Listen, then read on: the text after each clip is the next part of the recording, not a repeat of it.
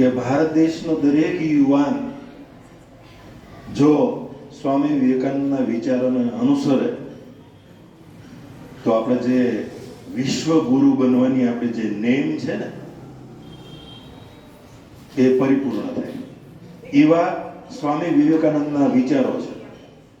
સ્વામી વિવેકાનંદ માત્ર 32 વર્ષ જીવન જીવે. કેટલા વર્ષ? જો 32 વર્ષનું જીવન છે એ હજુ સાવ યુવાવસ્થા જ કહેવાય. આપણને જે જ્ઞાન ને સમજ ને બુદ્ધિ ને બધી વધે ક્યારે? 32 વર્ષ પછી આવે. પણ સ્વામી વિવેકાનંદ તો નાના હતા ત્યારથી એના સમજણ હતી બધી. તત્વજ્ઞાન જે છે તમામ પ્રકારનું જ્ઞાન હતું એને, અને એણે યુવાનોને ખાસ કરીને ટાર્ગેટ કર્યા કે યુવાનો જ પોતાનું ઘર હોય, કુટુંબ હોય, રાજ્ય, દેશ એનો વિકાસ કરી શકે, એનો બદલાવી શકે. યુવાનો, અને એ શિક્ષિત યુવાનો હોય તો ક્રાંતિ થઈ જાય. એટલે સ્વામી વિવેકાનંદે ખાસ એમના જે વિચારો છે એ યુવાનોને આગળ આવવાની વાત કરી છે. તમે જોજો આપણા ઘરમાં આપણે ગમે ત્યાં હોય, પણ તમે જ્યારે યુવાન થઈ જાઓ, દીકરો દીકરી, ત્યારે ઘરમાં કંઈક બદલાવ લાવવા માંગતા હો, કંઈક નવું કરવા માંગતા હો, અને તરત તમે એને અમલમાં મૂકો છો. અને આપણે એ પ્રમાણે કરીએ છીએ. અમારા ઘરે એવું થાય કે અમારો દીકરો દીકરી હોય ને, એ કહે કે ભાઈ આમ છે, અત્યારે સમય પ્રમાણે આમ થવું જોઈએ, તો અમારે એ પ્રમાણે કરવું પડે છે. એટલે સ્વામી વિવેકાનંદે યુવાનો ઉપર ખાસ ભાર મૂક્યો છે, અને એમનું સમગ્ર જીવન છે યુવાનોને અર્પિત છે. તો એવું મહાન વ્યક્તિત્વ, ભારત દેશનું જેને ઘરેણું કહી શકીએ એવા આપણા સ્વામી વિવેકાનંદના આજે જન્મદિવસે ભાઈ શ્રી આપણી સામે એક એમના જીવનને લગતી વાત કરવાના છે બધી, તો આપણે એને ધ્યાનપૂર્વક સાંભળીએ.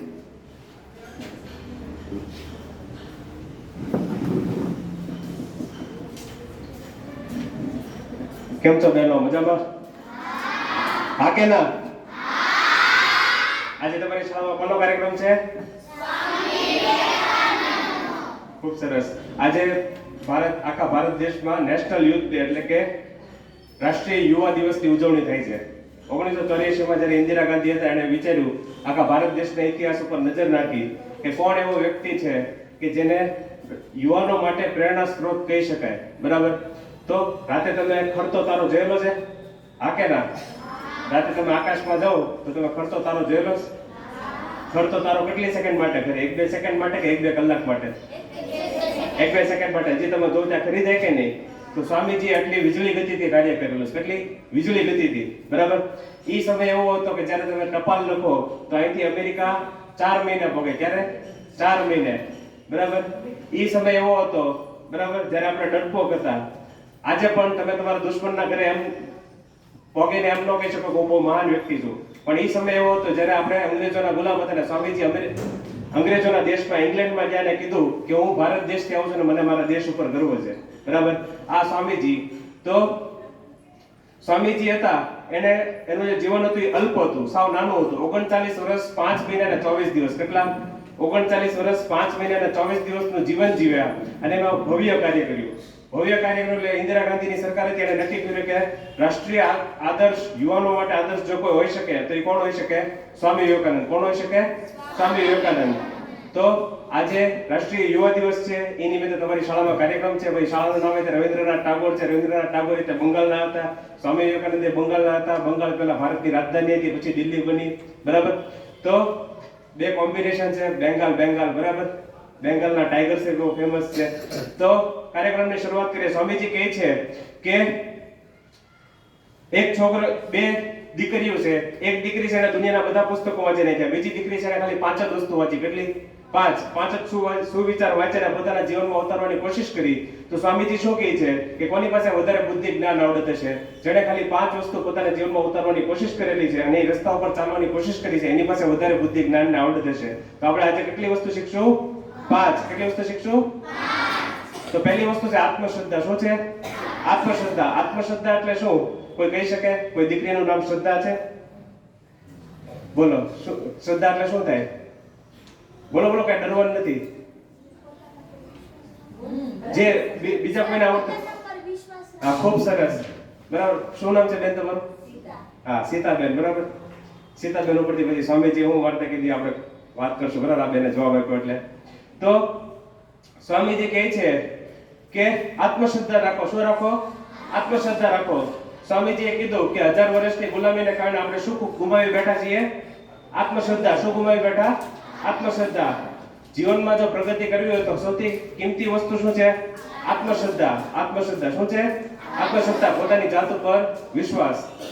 પણ કેવું થાય કે આ કલાકનો કાર્યક્રમ છે, કલાકનો કાર્યક્રમ પૂરો થઈ જશે, પછી તમે બધા જમી લેશો, પછી ક્લાસમાં આવી જશો, ઘરે આવી જશો, પછી બધું ભૂલી જાવ. આત્મશ્રદ્ધા એટલે શું કહેવાય? આટલું તમને એક વાર્તા કહું છું, પણ સત્ય ઘટના. બરાબર. ખાલી વાર્તા નથી, પણ સત્ય ઘટના છે જે ભારત દેશમાં બનેલી છે, અને એની ઉપરથી તમને ખબર પડશે કે જો આત્મશ્રદ્ધા હોય તો તમે ઇતિહાસ કઈ રીતે બદલી શકો છો. બરાબર. સ્વામીજી કહે છે કે જૂના ધર્મોએ કહ્યું છે જેને પ્રભુમાં શ્રદ્ધા નથી એ નાસ્તિક છે. નવો ધર્મ કહે છે જેને પોતાની જાતમાં શ્રદ્ધા નથી એ નાસ્તિક છે. એટલે સૌથી પહેલી જરૂરિયાત છે પોતાની જાતમાં શ્રદ્ધા.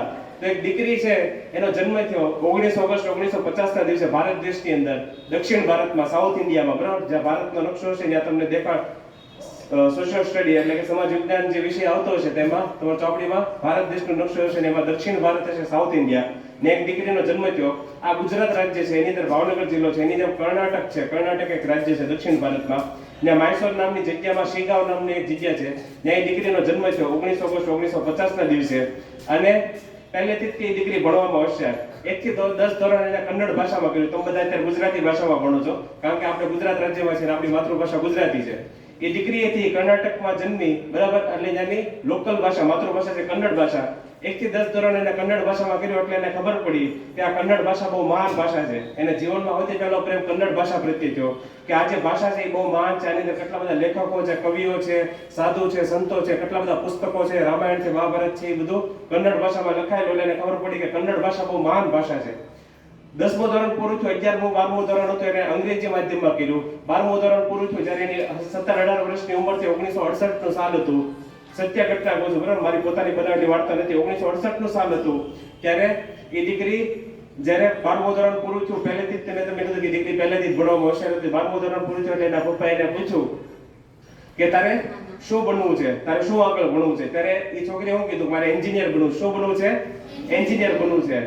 તો એના પપ્પાએ એવું કીધું કે તારે એન્જિનિયર ન બને, તારે ગમે બીજું બનો બની જા, ડોક્ટર બની જા, નર્સ બની જા, પણ એન્જિનિયર હું કામ બને છે? એન્જિનિયર તું બનીશ તો ત્યાં બધા છોકરા દેશે, છોકરીઓ કોઈ નહીં હોય. બરાબર. એ સમય એવો હતો કે કોલેજમાં કોઈ છોકરીઓ હતી જ નહીં. તો એ છોકરી એવું કીધું ગમે ત્યાં મારે તો એન્જિનિયર જ બનવું છે. હોશિયાર વિદ્યાર્થીઓની કોઈ એમ નામ ન માનો. એ પ્રશ્ન બસ ન થાય, એને એમ નક્કી કર્યું કે આ કરવું છે એટલે કરે જ તે. હોશિયાર વિદ્યાર્થીની છાપ હોય સમજણું. આ છોકરી તેને એના પપ્પાને કીધું મારે ગમે ત્યાં એન્જિનિયર તો બનવું જ છે. એના પપ્પાએ કીધું કે આ છોકરી એમ નહીં માને. એના કાકા, મામા, ફૂઈ, ફૂ આખા કુટુંબને કીધું સમજણું કે આ છોકરીને સમજાવો કે એન્જિનિયર ન બને, ડોક્ટર કે નર્સ કે બીજું ગમે કાંઈક બની જાય. કારણ કે ત્યાં બધા છોકરા દેશે એન્જિનિયરમાં. એ બધાએ સમજાવ્યું. એને કીધું કે બીજો કોઈક લઈ લે, એન્જિનિયર ન બન. પણ એ કીધું કે ગમે ત્યાં મારે તો એન્જિનિયર જ બનવું છે. છેલ્લે પછી એના પિતાએ કંટાળીને એન્જિનિયરિંગનું ફોર્મ ભર્યું. પહેલેથી તે છોકરી તો ભણવામાં હોશિયાર હતી, તે પહેલા ધડાકે એડમિશન મળી ગયું. એડમિશન મળી ગયું એટલે પ્રિન્સિપલ સાહેબને મળવા ગયા. તમારે કેમ મેડમ છે? પ્રિન્સિપલને મળવા ગયા એટલે પ્રિન્સિપલને કીધું કે ધ્યાન રાખજો મારી એકને એક દીકરી છે. પ્રિન્સિપલે કીધું કાંઈ નહીં, અમે અમારી રીતે વ્યવસ્થા કરશું, તમારા બેનને એક રૂમ આપશું. પહેલો દિવસ હતો જ્યારે એ છોકરી કોલેજમાં ગઈ. રૂમ હતો એની અંદર ગયો તો રૂમ હજી સાફ નહોતો કર્યો, ધૂળ હતું. પટ્ટાવાળો ફટાફટ આવ્યો ડોલ લઈને, અંજાણું પોતું લઈને, હાવડી લઈને, પછી સાફ કરવા માંડ્યો. તો પછી બેને પોતું અને હાવડી હાથે લઈ લીધી અને સાફ કરવા માંડ્યા. પછી રૂમ સાફ કરીને થેલો મેક્યો. પછી બેલ વાગ્યો એટલે વર્ગખંડમાં જાય. વર્ગખંડમાં જાય ને તો બધા છોકરા હતા ને એ છોકરીને જોઈને ગાંડા થઈ જાય. હે છોકરી તું કોણ છો? નવી નવાઈની હાલ નીકળાયથી બાર તું કાંઈ વળી કોણ નવી નવાઈની ભણવા વાળી છો? કોકે દુપટ્ટો ખેંચો, કોકે ગાળો દીધી, કોકે કાગળિયાના ડૂચા હતા એ ઘા કરી સમજાણું. અને છોકરી જેવી બેસવા ગઈ ને એવું પાટલી ઉપર પાણી ઢોળી દીધું સમજાણું. એટલે બેસી ન કે આવું 1 દી 2 દી 3 દી 4 દી 5 દી 6 દી 7 દી 1 મહિનો 2 મહિના 3 મહિના એ છોકરી એક પણ શબ્દ ન બોલી. 12 મહિના જાય, 1 વર્ષ પસાર થયું, એ છોકરી એક પણ શબ્દ ન બોલી. 12 મહિના પસાર થયા, 1 વર્ષ પૂરું થયું ત્યારે પરિણામ આવ્યું ને, અને જેવો એ છોકરીએ દરવાજાની અંદર પગ નાખ્યો ત્યારે બધા છોકરા એને સલામ કરી. કારણ કે એ છોકરીનો આખી યુનિવર્સિટીમાં પહેલો નંબર આવ્યો હતો. શું આવ્યો હતો? આખી યુનિવર્સિટીમાં. કોલેજમાં નહીં, કોલેજ તો તમારી શાળા તો એક કહેવાય, પણ ક્લસ્ટર હોય ને, ક્લસ્ટરની અંદર કેટલી બધી શાળા હોય સમજાણો, 10 15 20. તો કોલેજ યુનિવર્સિટીની અંદર 20, 25, 50 કોલેજ હોય તો એ બધી કોલેજની અંદર એ છોકરીનો પહેલો નંબર આવ્યો. અને એ બધા છોકરા એને સલામ કરી કે અમે તને કેટલી બધી હેરાન કરી, ગાળો દીધી, બરાબર ઠેકડી ઉડાડી, મજાક ઉડાડી, પણ તને તારી જાત ઉપર વિશ્વાસ હતો, તું ટકી રહી અને આજે તું સફળ થઈ. પછી તો એ બધા એને વિરોધ કરવા હતા એ બધા એના પાકા મિત્ર બની ગયા અને આખી જિંદગી એના મિત્ર રહ્યા. આ છોકરી પણ ના જ ન અટકી. એ છોકરી છે એ માસ્ટર ડિગ્રી કરવા જાય છે IISc બેંગ્લોરમાં, Indian institute of sciences Bangalore. એની સ્થાપના પણ સ્વામી વિવેકાનંદના વિચારથી થયેલી. જે ટાટા હતા એ શિપમાં જતા હતા ત્યારે એને જોયું કે આ તો એક બહુ મહાન વ્યક્તિ ઊભો છે.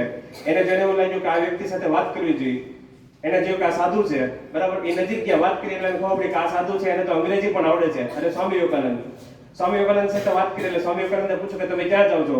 તો જે.આર.ડી. ટાટાએ કીધું હું તો ઇંગ્લેન્ડ જાઉં છું. તો સ્વામીજીએ પૂછ્યું કે તમે શું કામ જાઓ છો?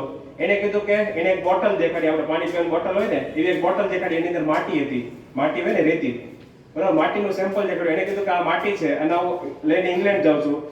તમારામાંથી કોઈને તાવ, શરદી, ઉધરસ થાય તો તમે ડોક્ટર પાસે તો ડોક્ટર તમને લોહીનો રિપોર્ટ કરવાનો કે પેશાબનો રિપોર્ટ કરવાનો કે તો એની જે માટી હોય ને એનો રિપોર્ટ કરવાનો હોય કે એની અંદર જોવાનું કે આની અંદર તાંબુ છે, લોખંડ છે, કોપર છે, બરાબર, ધાતુ છે, ઝિંક છે.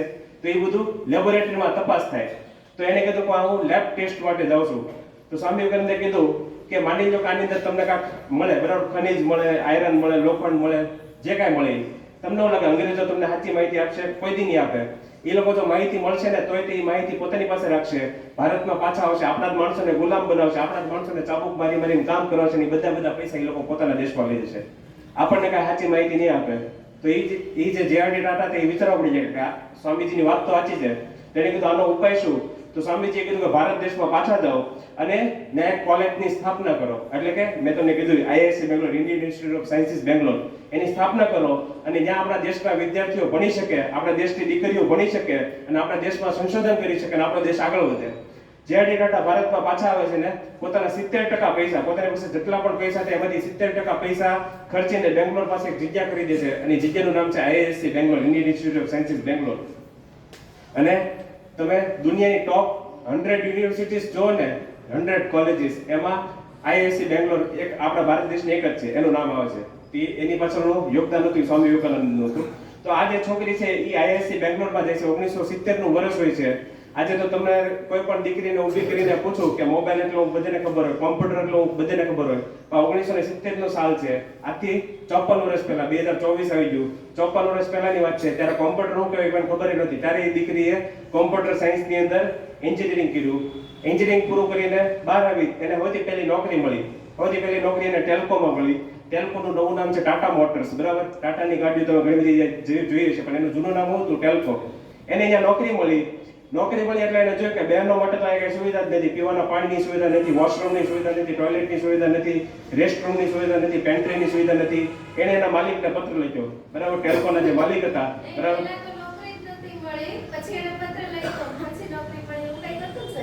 એટલે નોકરી તો એ તો પહેલેથી હોશિયાર હતા, નોકરી તો મળી ગઈ હતી. એટલે તો અમારે જોવું પડશે, પણ મેં જેટલું વાંચ્યું છે ને હા એમાં એવું છે. હા, એટલે એને પત્ર લખ્યો ટેલ્કોના માલિકને, બરાબર, એટલે ટાટા ગ્રુપનો. ત્યારે ટાટા ગ્રુપમાં 95 કંપની હતી. કેટલી? 1-2 કંપની ની 95 કંપની હતી ટાટા ગ્રુપમાં. એના માલિકને પત્ર લખ્યો. કોઈ બીજી છોકરી હોત ને તેનો હાથ રૂજવા માટે બહુ પત્ર લખે તો નોકરીમાંથી કાઢી નાખશે, પણ આ છોકરીને શું હતું? પોતાની જાત ઉપર વિશ્વાસ. એને પત્ર લખ્યો કે તમે મને નોકરી તો આપી, પણ અહીંયા કે સુવિધા નથી, બહેનો માટે પીવાના પાણીની સુવિધા નથી, પેન્ટ્રીની સુવિધા નથી, બરાબર, રેસ્ટરૂમની સુવિધા નથી. તો એના માલિકે માફી માંગી. એને કીધું કે મને માફ કરી દેજો, અમારી ભૂલ થઈ ગઈ, અમે તમને નોકરી તો રાખ્યા પણ આવી બધી સુવિધા કરવાનો અમે ભૂલી ગયા. આ તો ખાલી શરૂઆત હતી. થોડાક સમય પછી એના લગ્ન થાય છે. એક દિવસ એનો પતિ એની પાસે આવે છે. જ્યારે 1976 નો સાલ હોય છે, 26 વર્ષની એની ઉંમર હોય છે. અને પછી એનો પતિ એને કહે કે આજે મેં નોકરી મેકી દીધી. અત્યારની કોઈ છોકરી હોય તો એના પતિને મેકી દે, પણ એને એવું કીધું કાંઈ વાંધો નહીં, આપણી થાળીમાં એક રોટલી છે ને તોય આપણે પ્રેમથી ખાશું. અને પછી એનો પતિ કહે છે કે મેં નોકરી તો મેકી દીધી, પણ મારો એવો વિચાર છે કે મારે કંપની ચાલુ કરવી છે. તેને કીધું કાંઈ વાંધો નહીં. એને પૂછ્યું કે તમને પૈસા ક્યાંથી મળશે? તેને કીધું કે આપણે લોન લઈ લઈશું. ત્યારે એ જે છોકરી હોય ને એવું કહે કે ના, લોન લેવાની જરૂર નથી. છોકરીનો સ્વભાવ કેવો હોય, એક રૂપિયો બચાવીને રાખે. છોકરો છે ને છોકરી છે, બરાબર. છોકરાને 10 રૂપિયા આપો, છોકરીને 10 રૂપિયા આપો, છોકરીને બહુ ભૂખ લાગે તો એ 5 રૂપિયા દવા પડશે, 5 રૂપિયા હાચવીને રાખશે. જ્યારે છોકરાઓને 10 રૂપિયા આપી દે. એ છોકરી અત્યારે એને નાનપણથી 10,250 રૂપિયા બચાવેલા, એમાંથી 10,000 રૂપિયા પોતાના પતિને આપ્યા. એમાંથી કંપનીની શરૂઆત થઈ. આજે એ કંપની દુનિયાના 70 થી વધારે દેશોમાં કામ કરે છે અને 3,80,000 માણસો કામ કરે છે. કેટલા? હમણાંની રિસેન્ટ માહિતી 10 દી પહેલાની કહું છું. 3,80,000 માણસો કામ કરે છે ને એમાંથી 2,80,000 માણસો તો ખાલી ભારતમાં કામ કરે છે. આ બેન ખાલી ત્યાં જ ન અટક્યા. હા, 1996 ની અંદર એને એક ફાઉન્ડેશનની સ્થાપના કરી. એ ફાઉન્ડેશન કેની માટે કામ કરે છે? તો બહેનોની શાળા ન હોય, પછી પ્રાર્થના ખંડ પડી ગયો હોય, બ્લેક બોર્ડ ન હોય, પીવાના પાણીની સુવિધા ન હોય, બરાબર, ટોયલેટની સુવિધા ન હોય, પુસ્તકાલય, તો આ બધી સુવિધા એ ફાઉન્ડેશન પૂરી પાડે છે. અને આફત આવે, મોટા ભાગે પૂર આવી ગયો, ભૂકંપ આવી ગયો, તો ત્યાં પણ આ બેન સૌથી પહેલા સુવિધા આપે.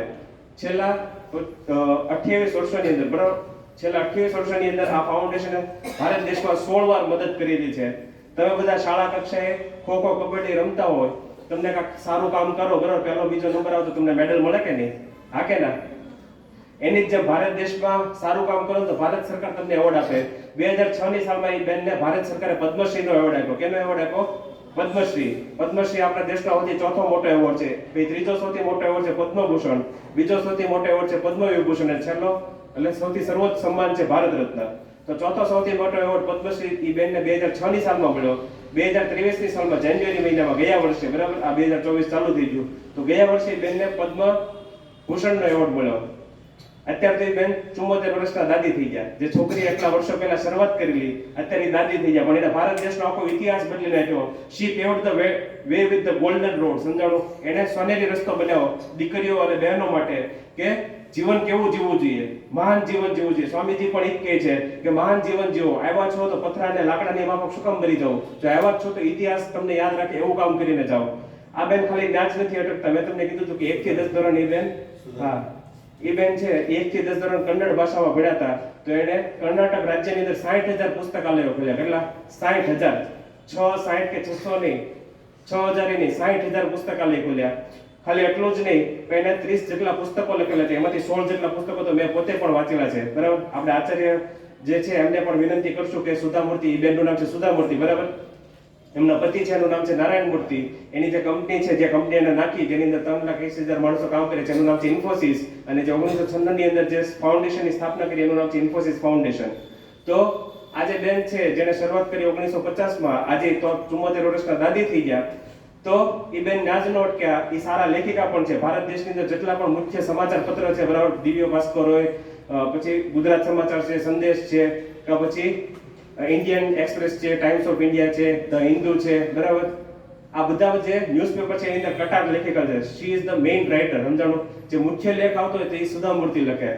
અને જે 30 પુસ્તકો લખ્યા એ ભારત દેશની મુખ્ય જે 30 ભાષાઓ છે એની અંદર લખાયેલા છે, એ બધા બેસ્ટ સેલર છે. એમાંથી મેં 16 જેટલા પુસ્તકો વાંચેલા છે. એટલે કહેવાનો મતલબ એમ છે કે આ બધું કેને કારણે? ખાલી આત્મશ્રદ્ધા. શેને કારણે? આત્મશ્રદ્ધા, પોતાની જાત ઉપર વિશ્વાસ. જો તમને તમારી જાત ઉપર વિશ્વાસ હોય તો તમે ઇતિહાસ રચી શકો, અને તમારે એ કરવાનું જ છે. સ્વામીજી શું કહે છે કે વીર યુવકો શ્રદ્ધા રાખો કે તમારા સૌનો જન્મ મહાન કાર્ય કરવા માટે થયો છે. કેની માટે થયો છે? મહાન કાર્ય કરવા માટે થયો છે. આમાં સ્વામીજી એવું ક્યાં નથી કહેતા કે વીર ડોસાઓ, વીર ડોસીઓ, વીર રાજકારણીઓ.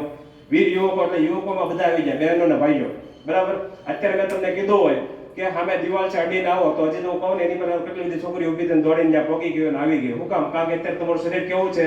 મજબૂત છે. કેવું છે?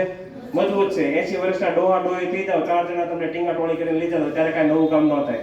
તો જે કાંઈ કરવાનું છે અત્યારે જ કરવાનું છે. You have to decide right now કે તમારે જીવનમાં શું કરવું છે. જો અત્યારે તમે નક્કી નહીં કરો તો તમારું ભવિષ્ય કાંઈ હશે નહીં, તો તમને કાંઈ દુનિયા ઓળખશે નહીં, તમે આવ્યા ને વયા જાય, બરાબર. કેટલા બધા માણસો આ દુનિયામાં આવે છે ને કેટલા બધા માણસો વયા જાય છે. એક કહેવત પ્રમાણે એવું પણ છે કે તમે જે જગ્યાએ ઊભા છો કે બેઠા છો ને, ન્યાય તે કરોડો માણસો આ દુનિયા ઉપર આવી ગયા, તો ન્યાય તે 7 માણસો પહેલા મૃત્યુ પામી ગયેલા છે. સમજાણું? તમે જે જગ્યાએ અત્યારે બેઠા છો તો આટલા બધા માણસો આ દુનિયામાં આવી ગયા, કોઈનું નામ નિશાન નથી. આપણે 4-5 જણાને માંડ ઓળખતા હોય આખી જિંદગીમાં. તો જો આ દુનિયામાં આવ્યા છો, મહાન કાર્ય કરવું હોય તો જ તમને દુનિયા યાદ રાખશે. એટલે એ કેનાથી થઈ શકે? આત્મશ્રદ્ધાથી. કેનાથી થઈ શકે? આત્મશ્રદ્ધાથી. પોતાની જાત ઉપર વિશ્વાસ હોય તો થઈ શકે. સ્વામીજી તો ત્યાં સુધી કહે છે કે આખી દુનિયા તમારી સામે તલવાર લઈને ઊભી રહી જાય, તમારા મા બાપ, ભાઈ બહેન, મિત્ર, વાલી, શિક્ષક, બહેનપણી, બધા, બરાબર, તો પણ જો તમને તમારી આ જાત ઉપર વિશ્વાસ હોય તો તમે ઇતિહાસ બનાવી શકો. જો તમને આ વિશ્વાસ ન હોય તો તમે જીવનમાં કાંઈ ન કરી શકો. એટલે સૌથી પહેલી વસ્તુ શું છે આત્મશ્રદ્ધા. શું છે? આત્મશ્રદ્ધા. બીજી વસ્તુ છે નિર્ભયતા. શું છે? નિર્ભયતા. નિર્ભયતા એટલે જીવનમાં કોઈ પણ બાબતથી ડરવું નહીં. બરાબર? આપણે નાની નાની બાબતોમાં ડરી જઈએ. સ્વામીજી કહે કે જ્યારે જ્યારે તમે જીવનમાં ડરી જાવ છો ત્યારે જીવનમાં કોઈ દિવસ મોટું કાર્ય કરી શકતા નથી. જો તમે કોઈ પણ બાબતથી ડરશો નહીં તો તમે અદ્ભુત કાર્ય કરી શકશો. આ કોના શબ્દ છે? સ્વામીજીના પોતાના શબ્દો છે.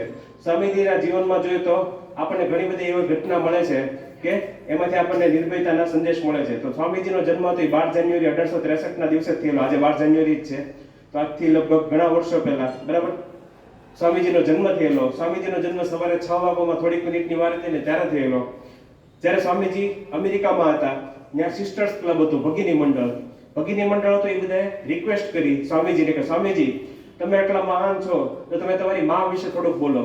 ત્યારે સ્વામીજીએ કીધું કે મને ગર્વ છે મારી મા ઉપર, કારણ કે કેટલા બધા વર્ષો સુધી મારા મમ્મીએ તપ કર્યું, જપ કર્યું, તપસ્યા કરી, બરાબર, ઉપવાસ કર્યા અને જાગરણ કર્યા. એની પછી મારો જન્મ થયો. સ્વામીજી કહે છે કે હું આર્યપુત્ર છું. શું છું? આર્યપુત્ર. તમને બધાને એવું થતું હશે, તમારા મમ્મી તમને ઘણીવાર કહેતા હશે કે આવડા વ્રત કરનાર, દિવાસાનું જાગરણ કરનાર, ફૂલ કાજરી વ્રત કરનાર, પૂનમની વ્રત કરનાર, બરાબર, એવું કેટલું બધું કહેતા હશે. તમને થાય કે આ બધી વસ્તુનો મતલબ શું? તો સ્વામીજી આખું સમજાવે છે, આખું વિજ્ઞાન છે કે જે કોઈ દીકરી કેટલા બધા વર્ષો સુધી, આજે તો બધા પડીકા આવી ગયા, બાલાજી ને વેપાર ને બધા જાગરણ તો એવા આપણા પડીકા આવી ઊંધણું, પણ આ એ સમયની વાત છે, સ્વામીજીના જન્મની વાત છે. બરાબર? સ્વામીજી કહે છે કે મારા જન્મ માટે મારા મમ્મીએ કેટલા બધા વર્ષો સુધી ઉપવાસ કર્યા, તપ કર્યા. મેં મારા મમ્મીને મારા જન્મ પછી પણ મારા મમ્મીએ ઉપવાસ કરતા, તપ કરતા મેં જોયેલું છે મારી આંખે કે મારા મમ્મીએ કેટલા બધા દિવસો સુધી ખાવાનું પણ ન મળે, કારણ કે મારી મમ્મી સૌથી છેલ્લે જમે, પહેલા બધીને જમાડે પછી જમે. તો સ્વામીજી કહે કે જે કોઈ પણ દીકરી હોય કે સ્ત્રી હોય આવી રીતે તપ કરે એનું મન પવિત્ર થાય. શું થાય? મન પવિત્ર થાય. એટલા માટે ભારત દેશમાં મોટાભાગની દીકરીઓ હતી એનું નામ શું હતું? આર્યપુત્રી. આપણે બધા દીકરીઓને શું કહેતા? આર્યપુત્રી. અને છોકરાઓને આપણે શું કહેતા? આર્યપુત્ર. તો ભારત દેશનું બીજું નામ શું છે? આર્યાવર્ત. શું નામ છે? આર્યાવર્ત. તો સ્વામીજી નાનપણથી હતા ને નિડર હતા. તમારા 3જા ધોરણની એક ચોપડી છે, કલછોર કરીને આવે છે. કલછોર આવે છે ને સ્વામીજીની વાર્તા આવે છે, બરાબર, નાનો નરેન. સ્વામીજીનો જે જન્મ તો 12 જાન્યુઆરી 1863 ના દિવસે છે, પણ સ્વામીજીનું નાનપણનું નામ નરેન્દ્રનાથ દત્ત, એના પિતાનું નામ વિશ્વનાથ દત્ત, એના માતાનું નામ ભુવનેશ્વરી દેવી. હવે એના માતા હતા ને ભુવનેશ્વરી દેવી, એને મેં તમને કીધું કેટલા બધા ઉપવાસ વ્રત કરતા. એને જીવનમાં કોઈ દિવસ એને ભૂતની વાર્તા ન કીધેલી. શું ન કીધેલું? ભૂતની વાર્તા ન કહેતા. એને હંમેશા મહાભારત રામાયણની જ વાર્તા કહેતા. 7 વર્ષની ઉંમર હતી ને સ્વામીજીની અને નરેન્દ્રનાથની, ત્યાં સુધીમાં તો સ્વામીજીને કેટલું બધું મોટા ભાગે મહાભારત અને રામાયણ આખું યાદ હતું. તો આજે કેટલા બધા મમ્મીઓ હોય, બધા મધર્સ, એ પોતાના બાળકોને એટલે છોકરો કે છોકરી એને ભૂતની વાર્તા કહે. તો આ ઘટના ઉપરથી સ્વામીજીની ખબર પડશે. તમારે કલછોરમાં પણ એક વાર્તા આવે છે કે સ્વામીજી જ્યારે ધ્યાનમાં બેઠા હતા ત્યારે સાપ આવ્યો, બરાબર. સાપ આવ્યો એટલે એના બધા જે મિત્રો હતા હરીને બધા ભાગી ગયા. મેડીવાળું મકાન હતું. અત્યારે તો બધા શહેરોમાં તો આવા કોન્ક્રીટના મકાનો થઈ ગયા, પણ પહેલા મેડીવાળા મકાન હતા ગામડામાં, બરાબર. તમારા સર ને મેડમને ખબર છે, કારણ કે એ લોકો ગામડામાંથી આવતો હોય, ગામડામાં ગયેલા પણ હોય તો એને ખબર હોય. તો મેડીવાળું મકાન હતું. તેના બધા ભાઈબંધ હતા ને ભાગી ગયા અને એના મમ્મી પપ્પાને બોલાવ્યા કે નરેન્દ્ર તો સાપ આવે તોય ત્યાં બેઠો છે. એના મમ્મી પપ્પા ઉપર આવ્યા, એને જોયું કે સાપ છે એ ત્યાં બેઠો છે નરેન્દ્રની સામે. થોડી વારમાં સાપ ત્યાંથી ચાલ્યો જશે. એ સાપ ચાલ્યો જાય ત્યારે નરેન્દ્ર ઊભા થાય છે અને એના મમ્મી પપ્પા એને પૂછે કે શું તને ખબર નથી સાપ આવ્યો? ત્યારે નરેન્દ્ર કે ના, મને તો કઈ ખબર હતી નહીં. એટલે સ્વામીજી હતા એ નાનપણથી જ તે નીડર હતા. એકવાર ઝાડવા ઉપર ઊંધા માટે લટકતા હતા. ઝાડવા ઉપર ઊંધા માટે લટકીને હિંચકા ખાતા હતા ને ત્યારે બાજુમાંથી એક દાદા આવ્યા. એને કીધું કે એ નરેન્દ્ર હેઠ ઉતરી જા, ઝાડવા ઉપર ભૂત રહી છે, બ્રહ્મ રાક્ષસ રહી છે. તો નરેન્દ્ર તો ઝાડવા ઉપરથી પાછા હેઠા ઉતરી ગયા. હવે મેં તમને કીધું કે નરેન્દ્રના મમ્મી હતા ને એને કોઈ દિવસ ભૂતની વાર્તા ન કીધેલું. એને હંમેશા રામાયણ ને મહાભારતની જ વાર્તા કહેતા. એકવાર તો રામાયણની વાર્તા કહેતા હતા ને તો હનુમાનજી પ્રત્યે સ્વામીજીને એટલું બધું આકર્ષણ થયું ને, એને એના મમ્મીને પૂછે કે હનુમાનજી ક્યાં રહે? તો એ કે કેળાના ઝાડ, કેળાનું વન હોય ને ત્યાં, બરાબર, કદલી વનમ સંસ્કૃતમાં કહેવાય. તો સ્વામીજી તો શું કર્યું? સ્વામીજી કેળાનું વન હતું ત્યાં આખો દી બે અંદર રાત સુધી રાવજે. પછી રાત પડી ને પછી રાતે 10-11 વાગે ઘરે ગયા. એના મમ્મી આખો દી આખા ગામમાં શોધખોળ કરી કે નરેન્દ્ર ગયો છે ક્યાં? આજે જયારે ઘરે આવે ને એના મમ્મી પૂછ્યું ક્યાં ગયો હતો? એ કે હું હનુમાનજીને ગોતવા ગયો હતો. તો એ પછી રોવા માંડ્યા નરેન્દ્ર કે મેં કેટલી બધી રાહ જોઈ, હનુમાનજી આવ્યા નહીં. ત્યારે એના મમ્મીએ કીધું કે હનુમાનજી રામ ભગવાનના કામ માટે ગયા છે. એટલે આટલી બધી પ્રચંડ શ્રદ્ધા એમ કે મને ભગવાન મળશે જ તે, મારી માએ કીધું છે એટલે મળશે જ તે. આપણને આવી શ્રદ્ધા જાગતી નથી એટલે આપણે કોઈ દિવસ મહાન કાર્ય કરી શકતા નથી. આજ તે સ્વામી વિવેકાનંદ, બરાબર, આજ તે નરેન્દ્ર જ્યારે સંન્યાસ લે છે ત્યારે એનું નામ સ્વામી વિવેકાનંદ બને. તો કેવું થયું કે ઝાડવાની ડાળીએ લટકતા હતા તો બાજુમાં દાદા આવ્યા નરેન્દ્રને હેઠા ઉતરવાનું કીધું. તો નરેન્દ્રે પૂછ્યું કેમ દાદા ઝાડવા ઉપર કેમ નહીં ચડવાનું? તો એ દાદા એવું કીધું કે ઝાડવા ઉપર બ્રહ્મ રાક્ષસ રહી છે. શું રહી છે? બ્રહ્મ રાક્ષસ, ભૂત રહી છે. તો નરેન્દ્રને તો જીવનમાં પહેલી વાર આવડ્યું, કારણ કે એના મમ્મી તો કદી ભૂતની વાર્તા ન કહેતા. તેના નરેન્દ્ર એવું પૂછ્યું કે બ્રહ્મ રાક્ષસ ઈ વળી કોણ હોય, ઈ વળી ક્યાં રહે છે, ઈ કેવા કપડાં પહેરે છે, એ શું ખાય છે, એ શું કરે? તો ઓલા દાદાએ ખાલી એટલું કીધું, તારી ડોક મળી રાખે. તો ઓલા નરેન્દ્ર એવું કીધું કે મારે એને મળવું છે, મળાવો. હવે દાદા તો ઓલાને ક્યાંથી મળે કે દાદા પોતે જ વાર્તા કરતા ધમદાડું. દાદાને એમ કે નરેન્દ્ર ડરાવું તો ડરી જશે. જેવો એ દાદા જાય ને એટલે નરેન્દ્ર પાછા ઝાડવા ઉપર ચડી જાય, નીચકા ખાવા માંડ્યા. તેના બધા ભાઈબંધ હતા ને, હરીની બધા રાડું પડે, એ નરેન્દ્ર હેઠું ઉતરી જાય, ઝાડવા ઉપર ભૂત રહી છે. નરેન્દ્ર એવું કીધું કે ઝાડવા ઉપર ભૂત કઈ રહેતું નથી. હું કેટલા વર્ષોથી હું નાનો હતો ત્યારથી આ ઝાડવા ઉપર હિંચકા ખાઉં છું, મેં આજ સુધી કાંઈ જોયું નથી. આ ઘટના ઉપરથી સ્વામીજી કહેવા માંગે છે કે જ્યાં સુધી તમે કોઈ પણ બાબત તમારી આંખથી જોવો ને ત્યાં સુધી એની ઉપર વિશ્વાસ કરો નહીં. તમને કોઈ કાંઈક કે બરાબર તમારી પાઠ્યપુસ્તકમાં કાંઈક લખેલું, તમારા મમ્મી પપ્પા કાંઈક કહે, શિક્ષક કાંઈક કહે, પણ જ્યાં સુધી તમે તમારી આંખથી કાંઈ ન જો ત્યાં સુધી એ બાબત ઉપર વિશ્વાસ ન કરો. સ્વામીજી કહે છે ચકાસણી કરો. શું કરો? ચકાસણી કરો. તમે 1 થી 8 ધોરણમાં કેટલા બધા ચોપડા ભણી ગયા, બરાબર, કેટલા બધા વિષયો ભણી ગયા, પણ તમને બધું ભૂલાતું જાય. એની પાછળનું કારણ શું? કારણ કે આપણે જ્ઞાનની ચકાસણી કરતા નથી. સ્વામીજી કહે કે કોઈ પણ બાબત લાંબા સમય માટે યાદ રાખવી હોય તો એની માટે જ્ઞાનની ચકાસણી કરવી પડે. આપણે જ્ઞાનની ચકાસણી કરતા નથી. સ્વામીજીએ શું કામ એવું કીધું કે જેણે દુનિયાના બધા પુસ્તકો વાંચ્યા હોય એ ઠોઠ કહેવાય, પણ જેને ખાલી 5 જ વસ્તુ વાંચી હોય એ બુદ્ધિશાળી કહેવાય. એની પાછળનું કારણ છે કે પુસ્તક વાંચવાથી તમને શું મળે? માહિતી મળે. શું મળે? માહિતી મળે. પણ અનુભવમાંથી જ્ઞાન મળે. શું મળે? અનુભવમાંથી જ્ઞાન મળે. એટલે માહિતી અને જ્ઞાન વચ્ચે જમીન આસમાનનો ફેર છે. ઘણીવાર આપણને એમ થાય કે આપણે પુસ્તક વાંચીએ ને એટલે આપણી બુદ્ધિમાં વધારો થયો, પણ બુદ્ધિમાં વધારો નથી થતો, માહિતીમાં વધારો થાય. શેમાં વધારો થાય? માહિતીમાં. અત્યારે થોડી વાર પહેલા શાળા ચાલુ થઈ તો તમે બધા મોટી દીકરીઓ છે 7મા 8મા વાળી, હું આવતો હતો ત્યારે મેં જોયું કે 4-5 દીકરીઓ હાલીને આવતી હતી. તમે ક્યારે હાલીને આવો છો? તમને ખબર છે કે મારી શાળા છે એ અહીંથી આમ ડાબી બાજુ વળવાનું, જમણી બાજુ વળવાનું, અહીંયા લીમડાનું ઝાડ આવશે, અહીંયા દુકાન છે, ખબર હોય કે નહીં? પણ જ્યારે તમે પહેલા બીજા ધોરણમાં આવો, હાવ નાના હો, ત્યારે તમને રસ્તો યાદ ન રહેતો, ત્યારે તમારા મમ્મી પપ્પા તમને મેકો આવે કે નહીં?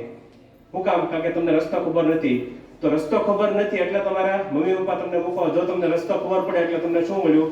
અનુભવ મળ્યો. અને અનુભવથી તમને જ્ઞાન થયું કે આ બધું જવાનું. નકર તો તમારી ચોપડીમાં લખેલું હોય કે શ્રી રવિન્દ્રનાથ પ્રાથમિક શાળાનો રસ્તો આ બાજુ છે, તો તમે જીવનમાં કોઈ એ રસ્તા ઉપર હાલેલા જ ન હોય તો તમને ખબર જ ન પડે ક્યાં જવાનું છે. એટલે માહિતી અને જ્ઞાન વચ્ચે જમીન આસમાનનો ફેર છે. એટલા માટે સ્વામીજી કહે છે કે જો માહિતી મહાન હોય તો આજે બધા પુસ્તકાલયો છે બધા ઋષિમુનિ ન બની જાવ. એવું નથી. આ પુસ્તકાલયો કોઈ ઋષિમુનિ નથી બની શકતા. એની પાછળનું કારણ છે કે એ લોકો અનુભવની એરણ ઉપર જ્ઞાન મેળવી શકતા નથી. એટલા માટે સ્વામીજી કહે છે કે કોઈ પણ વસ્તુ તમારે લાંબા સમય માટે યાદ રાખવી હોય તો જ્ઞાનની ચકાસણી કરો. શું કરો? માહિતીની ચકાસણી કરો, તો જ જ્ઞાનમાં પરિવર્તન થશે. બરાબર? તો નિર્ભય બનો. સ્વામીજી કહે છે, સ્વામીજી જ્યારે મોટા થયા, સંન્યાસ લીધો, કાશ્મીરમાં પરિભ્રમણ, આખા ભારતમાં પરિભ્રમણ કરતા, જ્યારે કાશ્મીરમાં પહોંચ્યા ત્યારે જંગલ હતું, એક ઝાડવું હતું અને અતિશય થાકી જતા. કેટલા બધા દિવસ સુધી ખાવાનું પણ નહોતું મળ્યું. થાકી જતા એટલે ઝાડવાના ટેકે બેસી ગયા. સ્વામીજીએ જોયું કે સામેથી વાઘ આવે છે. શું આવે છે? વાઘ આવે છે. સ્વામીજીએ ભગવાનને પ્રાર્થના કરી કે હે ભગવાન, મને પણ ભૂખ લાગી છે, આ વાઘને ભૂખ લાગી છે, બરાબર? તો મારી તમને વિનંતી છે કે વાઘ ભલે મને ખાઈ જાય, કારણ કે તમે જે મને કામ આપ્યું છે, બરાબર? સ્વામીજીના ગુરુનું નામ રામકૃષ્ણ પરમહંસ હતું. રામકૃષ્ણ પરમહંસે સ્વામીજીને કામ આપેલું કે તો ભારત દેશનો ઉત્કર્ષ કરો, ભારત દેશને જગાડો. સ્વામીજી આખા ભારતમાં ફર્યા, કેટલા બધા રાજાને મળ્યા, કેટલા બધા રજવાડાને મળ્યા, કેટલા બધાને કીધું કે બહેનો માટે શાળા ચાલુ કરો, દીકરીઓ માટે શિક્ષણ ચાલુ કરો, દીકરીઓ માટે કોઈ શિક્ષણ ચાલુ કરવાથી. અને આખા ભારતમાં ખાલી કઈ જગ્યાએ શાળા ચાલુ હતી? મહારાષ્ટ્રમાં અમુક જગ્યાએ શાળા ચાલુ હતી. એ સાવિત્રીબાઈ ફૂલે શાળા ચાલુ કરી. એટલે આખા ભારતમાં કોઈને દીકરીઓના શિક્ષણમાં રસ જ નહીં. 13-14 વર્ષની દીકરી થાય એટલે એના હાથ પેલા કરીને લગ્ન કરાવી દે. સ્વામીજી કહે કે આ આપણું ઘોર રાષ્ટ્રીય પાપ છે. જો આપણે દીકરીઓને ભણાવશું નહીં તો રાષ્ટ્ર કોઈ દિવસ આગળ આવશે નહીં. સ્વામીજી કહે છે કે કબૂતર હોય ને 2 પાકે, કોઈ પણ પક્ષી હોય ને 2 પાકે ઉડી શકે. જોયું ને તમે? કોઈ પક્ષી 1 પાકે ઉડી શકે?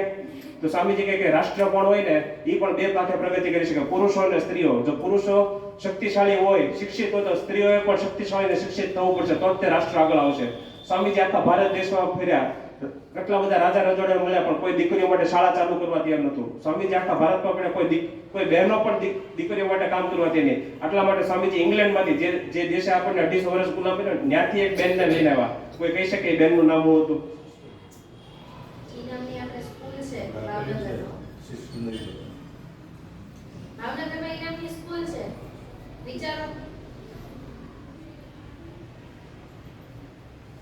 એનું બીજું નામ તો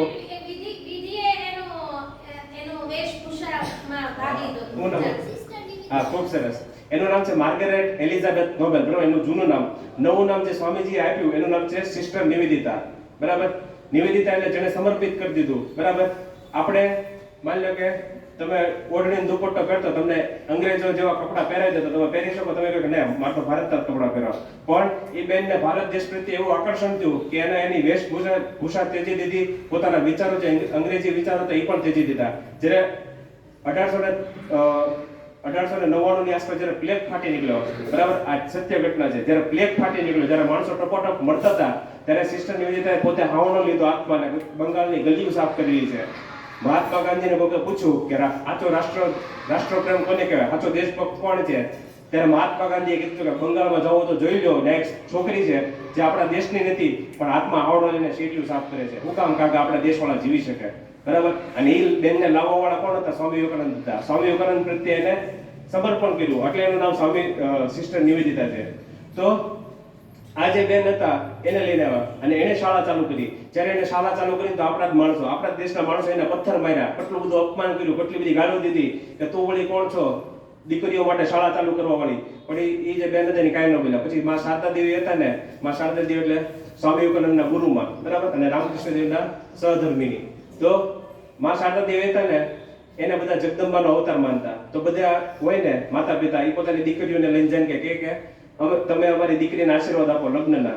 ત્યારે માં શારદા દેવીએ કીધું કે પરદેશથી એક દીકરી, એક યુવતી આવી છે અને એ આપણા દેશ માટે કાંઈક મહાન કાર્ય કરવાની કોશિશ કરી રહી છે. તમે પાપ કરો છો, તમે તમારી દીકરીના લગ્ન કરાવો છો નાની ઉંમરે. અત્યારે આ સમય ભણવાનો છે તો તમે તમારી દીકરીને ભણવા માટે મોકલો. હું આશીર્વાદ આપીશ ખરી તમારી દીકરીને, પણ કેના? ભણવાના, લગ્નના નહીં. પછી બધા માણસો હતા એ સમજ્યા બંગાળના, અને પછી સ્ત્રી શિક્ષણ ચાલુ થયું મોટા પાયે. ત્યાં સુધી દીકરીઓ માટે આટલી બધી શાળા નહોતી. નકર તો અત્યારે તમે જે ભણી શકો છો એ આ બધા મહાપુરુષે પોતાના લોહી રેડેલા છે, બલિદાન આપેલા છે એને કારણે, બરાબર. તો નિર્ભય બનો સ્વામીજીનો મુખ્ય સંદેશ છે. એટલા માટે સ્વામીજીએ કીધું કે હે ભગવાન, મને પણ ભૂખ લાગી છે, આ વાઘને પણ ભૂખ લાગી છે, બરાબર. મને એવું નથી લાગતું કે ભારત દેશમાં મારું તમે જે મને કાર્ય આપેલું છે સફળ થાય, તો આ વાઘ ભલે મને ખાઈ જતો. સ્વામીજી ત્યાં ઝાડવાના ટેકે બેઠેલા કાશ્મીરમાં, અને વાઘ આવ્યો અને સ્વામીજીને સૂંઘીને વયો ગયો. આ ઘટના ઉપરથી ખબર પડે છે કે સ્વામીજી જીવનમાં કોઈ દિવસ ડરતા નહીં. સ્વામીજીના જીવનમાં આવી ઘણી બધી ઘટના છે. સ્વામીજી જ્યારે અમેરિકા ગયા, અમેરિકામાં બધા કાઉબોયઝ હતા ને, આવો એક પ્રોગ્રામ હતો ને, એવા કાઉબોયઝ એટલે આપણે ગુજરાતીમાં એને ભરવાડ કહીએ. એ બધા સાંભળી ગયા કે જેને ઈશ્વર દર્શન કરેલા હોય ને એને જીવનમાં કોઈ પણ બાબતથી ડર ન લાગે. તો એ બધા કાઉબોયઝે હું નક્કી કર્યું કે આ સ્વામીજીનો આપણે પરીક્ષા લઈએ. સ્વામીજીને પોતાના ગામડામાં બોલાવ્યા અને એક ટીપડું હતું ને એની ઉપર ઉભા રહેવાનું કીધું. સ્વામીજી તમે અહીં ઉભા રહી જાઓ અને તમારા હિન્દુ ધર્મ વિશે ભાષણ આપો. સ્વામીજી એ વખતે આપવાનું ચાલુ કરી દીધું. એ બધા કાઉબોયઝ હતા ને, કાઉબોયઝ શું કરે? કાઉબોયઝ છે ને ગોળ ટોપી પહેરે, હાથમાં બંદૂક હોય, ગોળ બૂટ પહેરે અને ઘોડા ઉપર ફરે, સમજાણું? એ બધા દૂર ગયા અને ગોળીઓ છોડવા માંડ્યા. કોઈક ગોળીઓ કાન પાસેથી પસાર થાય, કોઈક માથા ઉપરથી પસાર થાય, કોઈક હાથ પાસેથી પસાર થાય. સ્વામીજી તો ભાષણ આપવામાં મશગુલ હતા. જ્યારે ભાષણ પૂરું થઈને ત્યારે એ બધા કાઉબોયઝ તાળું પાડવા માંડ્યા. Oh this gentleman is a real man, he is a man of word, બરાબર. આ વ્યક્તિ જે બોલે છે એ સાચું બોલે છે, ખોટું નથી બોલતો. એટલે સ્વામીજી જીવનમાં કોઈ દિવસ ડરતા નહીં.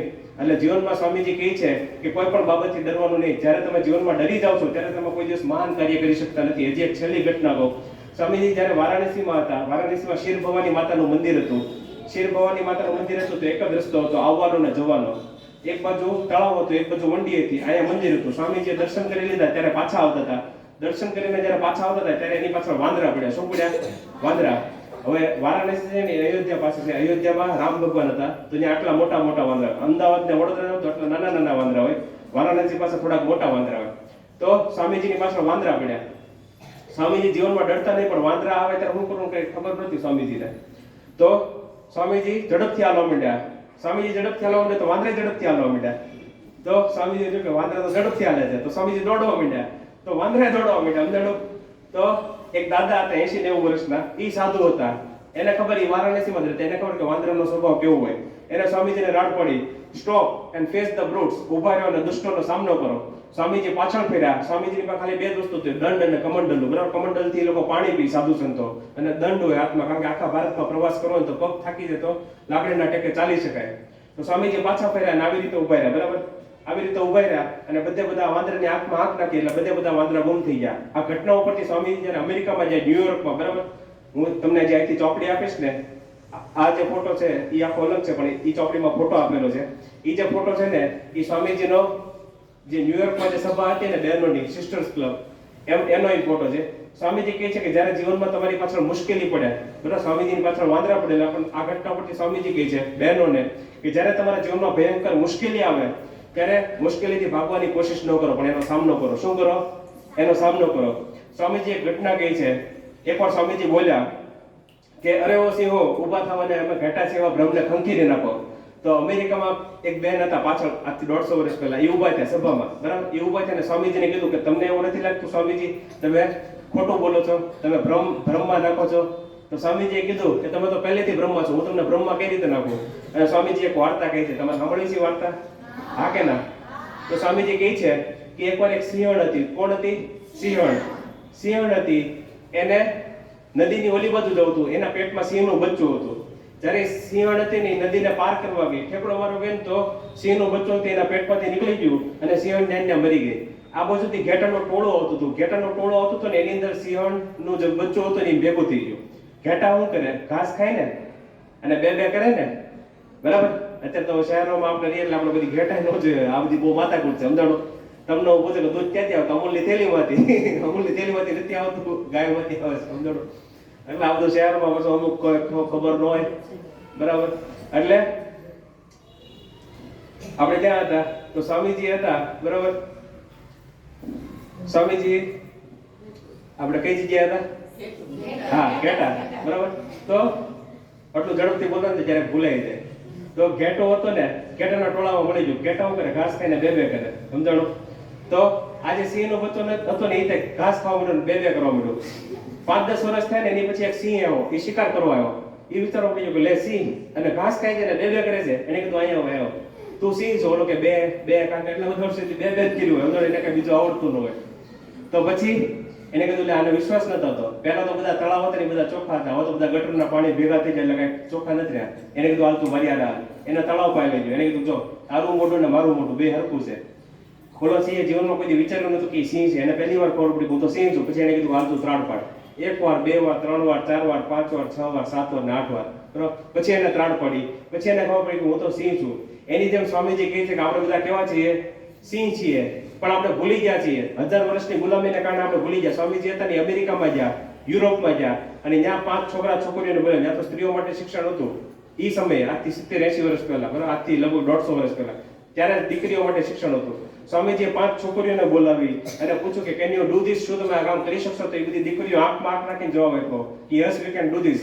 ભારત દેશમાં આવ્યા, દીકરીઓ માટે તો શિક્ષણ જ નહોતું, 1-2 મહારાષ્ટ્રમાં શાળા સિવાય.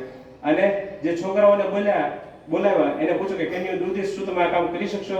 તો કોઈ જવાબ ન આપી શક્યું. બધા નીચે જોવા મળ્યા. શું કામ? કારણ કે આપણે શું ગુમાવી બેઠા? આત્મશ્રદ્ધા. એટલે આત્મશ્રદ્ધા મેળવવાની છે, નિર્ભય બનવાનું છે, બરાબર. તો સ્વામીજી હતા નિર્ભય હતા. તો આપણે સૌથી પહેલી વસ્તુ શું શીખ્યા?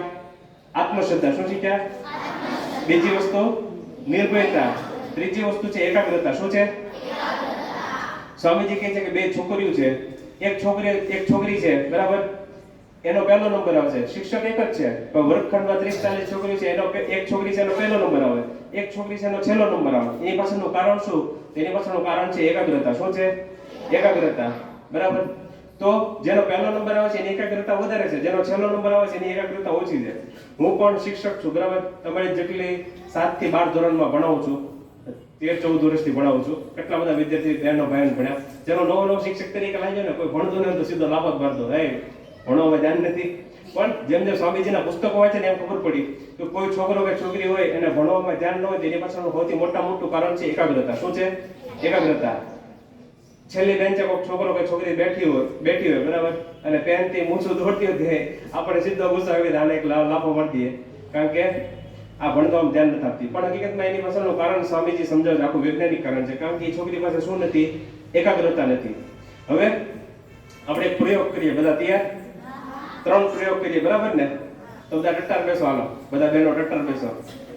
તમારો જમણો હાથ છે ને અહીંયા રાખો, જમણો હાથ અહીંયા રાખો, અહીંયા આમ રાખવાનો હાથ, બરાબર. તમે શ્વાસ લ્યો છો, બરાબર. તો તમારું ડાબુ નાક આ બાજુ છે, તમારો ચહેરો આ બાજુ છે, તમારું ડાબુ નાક આ બાજુ છે. તો ડાબા નાકમાંથી કેટલા બહેનોને શ્વાસ આવે છે એ કહેવાનું છે, બરાબર. ડાબા નાકમાંથી કેટલા બહેનોને શ્વાસ આવે છે એ કહેવાનું છે, બરાબર. કોઈને આવે છે ડાબા નાકમાંથી શ્વાસ? ખાલી આમ રાખશો ને એટલે તરત ખબર છે. ડાબું નસકોરું હોય ને એમાંથી શ્વાસ આવશે. કોઈને આવે છે? એક બે બહેનોને આગળ. આટલા બધાને શ્વાસ ડાબા નાકમાંથી ન આવતો હોય. હાથ નીચે રાખો. અત્યારે કેટલા વાગ્યા? 12 વાગ્યા. અત્યારે પછી ફરીથી આ પહેલો પ્રયોગ પૂરો. બીજો પ્રયોગ કર્યો. ફરીથી આ યાદ રાખો. બરાબર? તમારું જમણું નાક આ બાજુ છે, બરાબર? તમારો ચહેરો આ બાજુ છે, તો જમણા નાકમાંથી કેટલા બહેનોને શ્વાસ આવે છે? ઘણા બધાને. ખૂબ સરસ. હજી મેં તમને હમણાં જ કીધું, ડરો નહીં. તમે તો એકબીજા આમ જોશો. ખોટું પડશે તો આપણે ફાંસી ઉપર નથી લટકાવી દેવાનું, બરાબર? ભૂલ તો પડે. સ્વામીજી એવું કીધું કે ભૂલ એ કૃષ્ણ ભગવાનના મંદિરે પછી ગયેલા છે કોઈ? કૃષ્ણ ભગવાનના મંદિરે જાઓ ને તો કૃષ્ણ ભગવાનના માથા ઉપર શું હોય? પીછું હોય, પણ મુગટ હોય કે નહીં? મુગટમાં શું હોય? પીછું તો હોય પણ બીજું કાંક હોય. શું હોય? કાંઈ વાંધો નહીં. હવે તમે જાઓ ને તો શાંતિથી જોજો. મુગટ હોય ને એમાં મણી હોય. શું હોય? મણી હોય, મોતી હોય, માણેક હોય, એ બધું ટાકેલું હોય. સ્વામીજી કહે છે કે ભૂલ છે ને એ મોતી જેવી છે. જે માણસ જીવનમાં કદી ભૂલ કરતો નથી, જીવનમાં કદી પ્રગતિ કરતો. એટલે જીવનમાં કદી ભૂલથી ડરો નહીં. હમણાં મેં કીધું ડરો નહીં, બરાબર? તો જમણા નાકમાંથી જેટલા બહેનોને શ્વાસ આવતો હોય, બરાબર, બધા એકબીજા હું જોતા હતા કે કોનો હાથ ઊંચો થાય, કોનો હાથ પછી હું હાથ ઊંચો કરું. એટલે જીવનમાં ડરવાનું નહીં. જમણા નાકમાંથી ઘણા બહેનોને શ્વાસ આવતો છે. આ બીજો પ્રયોગ પૂરો. ત્રીજો પ્રયોગ આપણે કરીએ. ફરીથી કૃષ્ણ બેસવા યાદ રાખો. બંને નાકમાંથી કેટલા બહેનોને શ્વાસ આવે? બંને નાકમાંથી. ડાબા નાકમાં ને જમણા નાકમાંથી. ખૂબ સરસ. ચલો હવે આપણે આ પ્રયોગ કર્યો તેનો મતલબ શું છે? તો આપણે સૌથી પહેલો પ્રયોગ કર્યો, બરાબર, ડાબું નાક. ડાબા નાકમાંથી જ્યારે શ્વાસ આવતો એનો મતલબ એમ છે કે તમારું શરીર થાકી ગયું હોય. શું હોય? તમારું શરીર થાકી ગયું હોય. તમારું શરીર જ્યારે થાકી ગયું હોય, મોટાભાગે 60 થી એકાદ બે દીકરીને ડાબા નાકમાંથી શ્વાસ આવતો હશે. શું કામ આવતો હશે એ પણ હું તમને જણાવું, બરાબર? કાં તો એ રાતે મોડે સુધી ગેમ રમતા હશે, ટીવી જોતા હશે, બરાબર? શહેરમાં તો મોબાઈલનું પ્રમાણ બહુ વધી ગયું છે અને સરકારી શાળામાં તો કેટલા બધા બહેનો ભાઈઓ મોબાઈલ વાપરતા હોય. તો રાતે સાંજે મોબાઈલમાં યુટ્યુબ જોતા હોય કે ગેમ રમતા હોય, તો પરાને તમારા મમ્મી પપ્પાએ કીધું કે મોબાઈલ મેકીને હોઈ જા, સમજાણું? એટલે તમે માંડ મોબાઈલ મેકીને હોતા હશો, સમજાણું? કાં પછી ટીવી જોતા હશો, સમજાણું? હજી આટલા બધા પૈસા ન હોય તો સેથી ટીવી હોય તો ટીવી તમે જોતા હો. અને સવારે તમને તમારા મમ્મી પપ્પા કામે જતો તો તમને વહેલા જગાડી દીધું કે હાલી જાગે, સ્કૂલે નથી જવાનું, સમજાણું? એટલે તમે જાગી જાઓ એટલે તમારી ઊંઘ પૂરી ન થાય એટલે તમારું શરીર થાકી ગયું હોય. બીજું કારણ શું હોય શકે કે હવે જો થોડીક વારમાં 1 વાગશે, સમજાણું? 1 વાગે એટલે આપણે મધ્યાહન ભોજનમાંથી એલાર્મ આપવા માંડે કે હવે ભૂખ લાગી છે, સમજાણું? મધ્યપ્રદેશમાંથી અવાજ આવવા માંડે કે હવે નાખો આ પેટમાં, સમજાણું? એટલે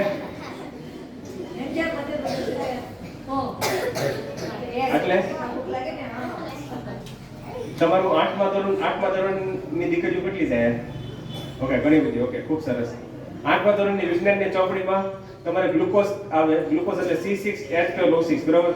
આપણે શરીરમાં જે કાંઈ પણ તમે ખાઓ ને, રોટલી ખાઓ, દાળ ભાત ખાઓ, શાક ખાઓ, બરાબર, જે કાંઈ પણ ખાઓ ને કેમાં રૂપાંતર પામે? ગ્લુકોઝમાં. અને જ્યારે તમે શ્વાસ લો છો ત્યારે ગ્લુકોઝનું કેમાં રૂપાંતર થાય? શક્તિમાં અને ગરમીમાં. તો જ્યારે તમને ભયંકર ભૂખ લાગે ને એટલે તમારા શરીરમાં ગ્લુકોઝ ખતમ થઈ ગયું ત્યારે ડાબા નાકમાંથી શ્વાસ આવે, બરાબર? આ પહેલો પ્રયોગ પૂરો. બીજો પ્રયોગ, જ્યારે જમણા નાકમાંથી શ્વાસ આવતો હોય, જમણા નાકમાંથી શ્વાસ આવતો હોય એનો મતલબ એમ છે કે તમારું શરીર કેવું છે? શક્તિશાળી છે. કેવું છે? શક્તિશાળી છે. ત્યારે કામ કરવાનો સમય છે, આરામ કરવાનો સમય નથી. આ તો ઘણીવાર કેવું થાય કે મેડમ હોય ને દાખલો ગણાવતા હોય બોર્ડ ઉપર, બરાબર, કાં સર હોય દાખલો ગણાવતા હોય, કવિતા લખાવતા હોય, સુભાષિત લખાવતા હોય, કાં નકશો દોરતા એવા કરાવતા હોય. આમ તમે છેલ્લે બેઠા બેઠા એ તું કાલે ક્યાં ફરવા ગઈ હતી? તે કયું પિક્ચર જોયું હતું? સમજાણું?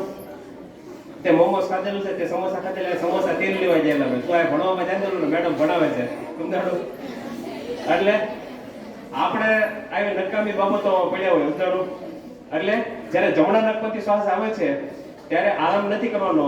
તમને જે પેન ની નોટબુક શાળામાંથી આપેલી છે એની આરતી ઉતારવાની નથી, પણ એની ઉપાડીને લખવાનું છે, સમજાણું? આપણે શું કરીએ? તમને જે પેન ની નોટબુક આપી હોય આપણે શું કરીએ? અહીંથી શાળા છૂટે ને એટલે સીધો થેલાનો ઘરે ઘા કરી દઈએ, પાકિસ્તાનમાં જેમ ઘા કરીએ ને. અને પછી બીજા દિવસે શાળાએ આવવાનું હોય ને એટલે પછી આપણે થેલો આમ ખૂણામાં ગોતો પડે. અહીંથી મેડમ બિચારા એમ વિચારતા કે આ છોકરીનું હોમવર્ક આપું તો આ છોકરી કાંઈક કરશે, સમજાણું? એક છોકરી પ્રગતિ કરશે. આ બધા મેડમ બિચારા એમ ટેન્શનમાં, સમજાણું? આ છોકરી કાંઈક પ્રગતિ કરે. હવે તમે તો જ્યાં સીધો થેલાનો ઘા કરી દીધો, સમજાણું? તો બીજા દિવસે આવે મેડમ તમને પૂછે, એ વૈશાલી તે હોમવર્ક કર્યું હતું? એ નમ્રતા તે હોમવર્ક કર્યું હતું? સમજાણું? બધી દીકરીઓનું નામ લઈને પૂછે મેડમ. એક વર્ષથી તો માંડ નામ યાદ રહી જાય કે આ છોકરીને કાંઈક પ્રગતિ થાય. ના મેડમ મેં તો કાંઈ નથી કર્યું. પછી મેડમને ગુસ્સો આવે કે સીધો લાભો મારે સમજાણો તો કે તમારી આરતી થોડી વધારે કહો આ તો બહુ મહાન દીકરી છે આને તો કાંઈ હોમવર્ક જ નથી કર્યું મારે એના પૂજા નહીં પૂજા કરવી છે સમજાણો તો એવું કાંઈ કોઈ પૂજા કરવાનું નથી. એટલે સ્વામીજી શું કહે છે કે જ્યારે જમણા નખમાંથી શ્વાસ આવતો હોય ત્યારે બેસવા માટે સમય નથી. ત્યારે કેનો સમય છે? જો શિક્ષક કે મેડમ તમને દાખલા ગણાવતો હોય ત્યારે ગણવાના છે. કવિતા લખાવતો હોય તો કવિતા લખવાની છે. પદ્ય લખાવતો તો પદ્ય લખવાનું છે. સુભાષિત લખાવતો તો સુભાષિત લખવાના છે. શિક્ષક કે મેડમ તમને કહે કે દોડો એટલે દોડવાનું છે. બરાબર. આજે મોટાભાગની શહેરની જે દીકરીઓ છે એનું શરીર કેવું થઈ ગયું છે આવું નબળું. આમાંથી હું કોઈ પણ એક છોકરીને લાફો મારું તો 2-3 છોકરી એની આજુબાજુની પડી જાય. કામ કારણ કે તમારા શરીર કેવા થઈ ગયા છે માયકાંગલા જેવા. કેવા? પોદલો જોયો છે? પોદલો ગાય પોદલો કરે ને પોદલા પગ પડે તો શું થાય? બગડે ને. હાથ બરાબર ને લાફો મારો તો શું થાય? હાથ બગડે ને.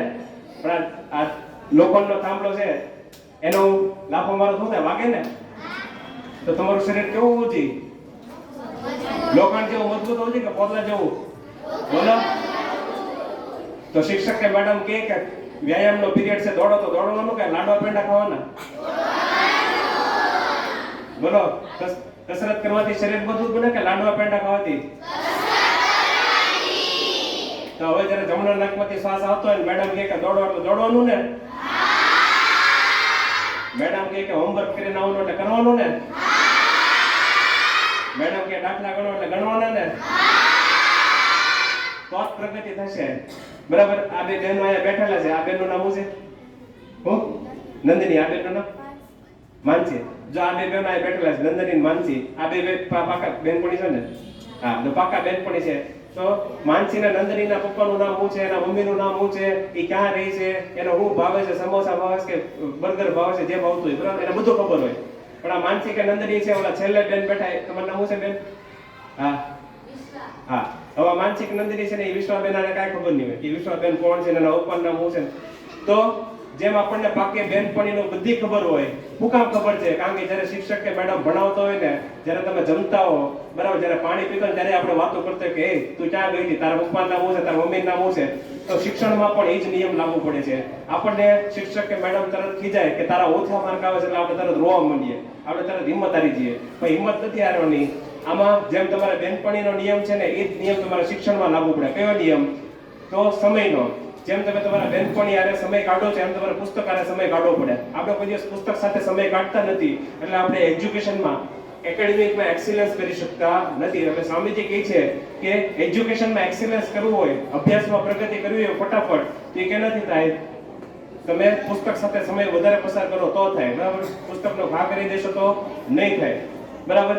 તો જ્યારે જમણા નાકમાંથી શ્વાસ આવતો હોય ત્યારે કામ કરવાનું છે. અને ત્રીજો પ્રયોગ કર્યો. બધા ધ્યાન આપો. 10 થી 15 મિનિટમાં પ્રોગ્રામ પૂરો થાય છે. ઉપર ભલે અવાજ થાય અહીંયા તમે અવાજ ન કરો. આવો કાર્યક્રમ અમે તમારી શાળામાં હું કામ કરીએ છીએ? કારણ કે એક સમયે હું પણ તમારી જેમ શાળામાં હતો. બરાબર.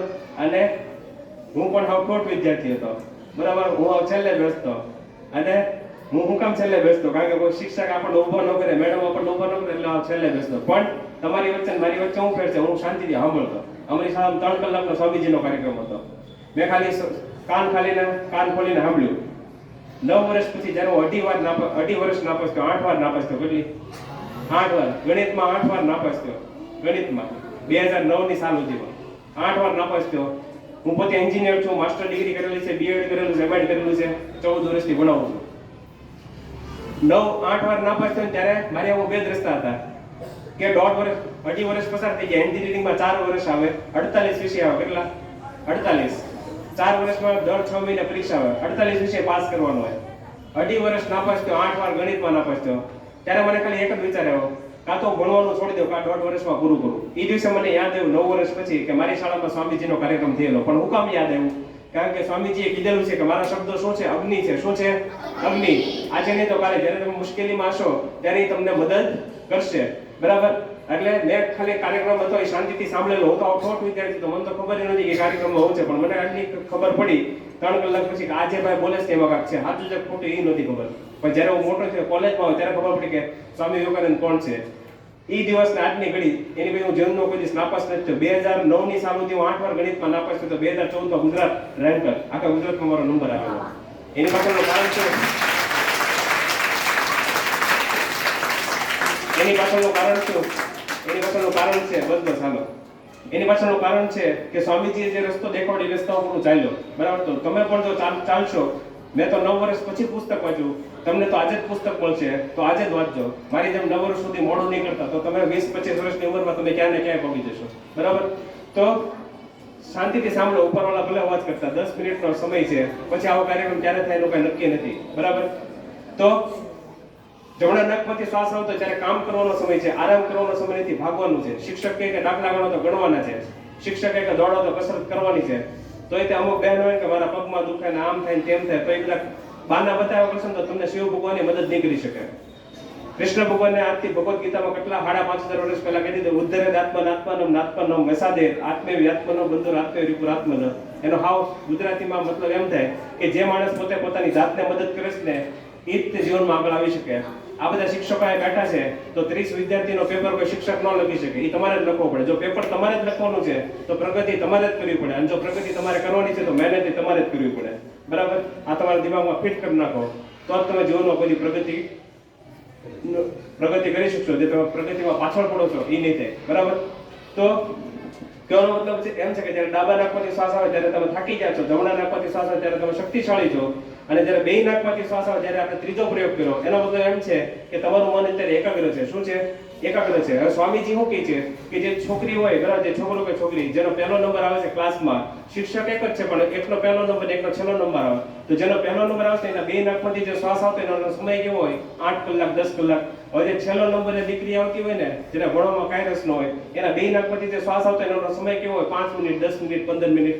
તો સ્વામીજી શું કહે છે કે આ એકાગ્રતા વધારી શકાય, આ વધારી શકાય. હવે તમે બધા ટીવી જોયેલું છે? બરાબર, હવે તો સ્માર્ટ બોર્ડ આવી ગયા મોટા ભાગની સરકારી શાળામાં, તો ત્યાં તમે ટીવી જોતા હો તો ત્યારે જાહેરાત આવે, મેને अपने बेटे के लिए बूस्ट खरीदा, बोर्नविटा खरीदा, हॉर्लिक्स खरीदा, એવું કે જોયેલું છે? और मेरा बेटा पहला आ गया, એવું જોયેલું છે ને? હવે ડબલા ખાઈ ખાઈને મરી જાવ તો તમારો કોઈ દી પહેલો નંબર ન આવે. શું કામ? કારણ કે એ ડબલામાં બીજું કાંઈ નથી હોતું, ખાંડ હોય અને સિંગનો ભૂકો હોય.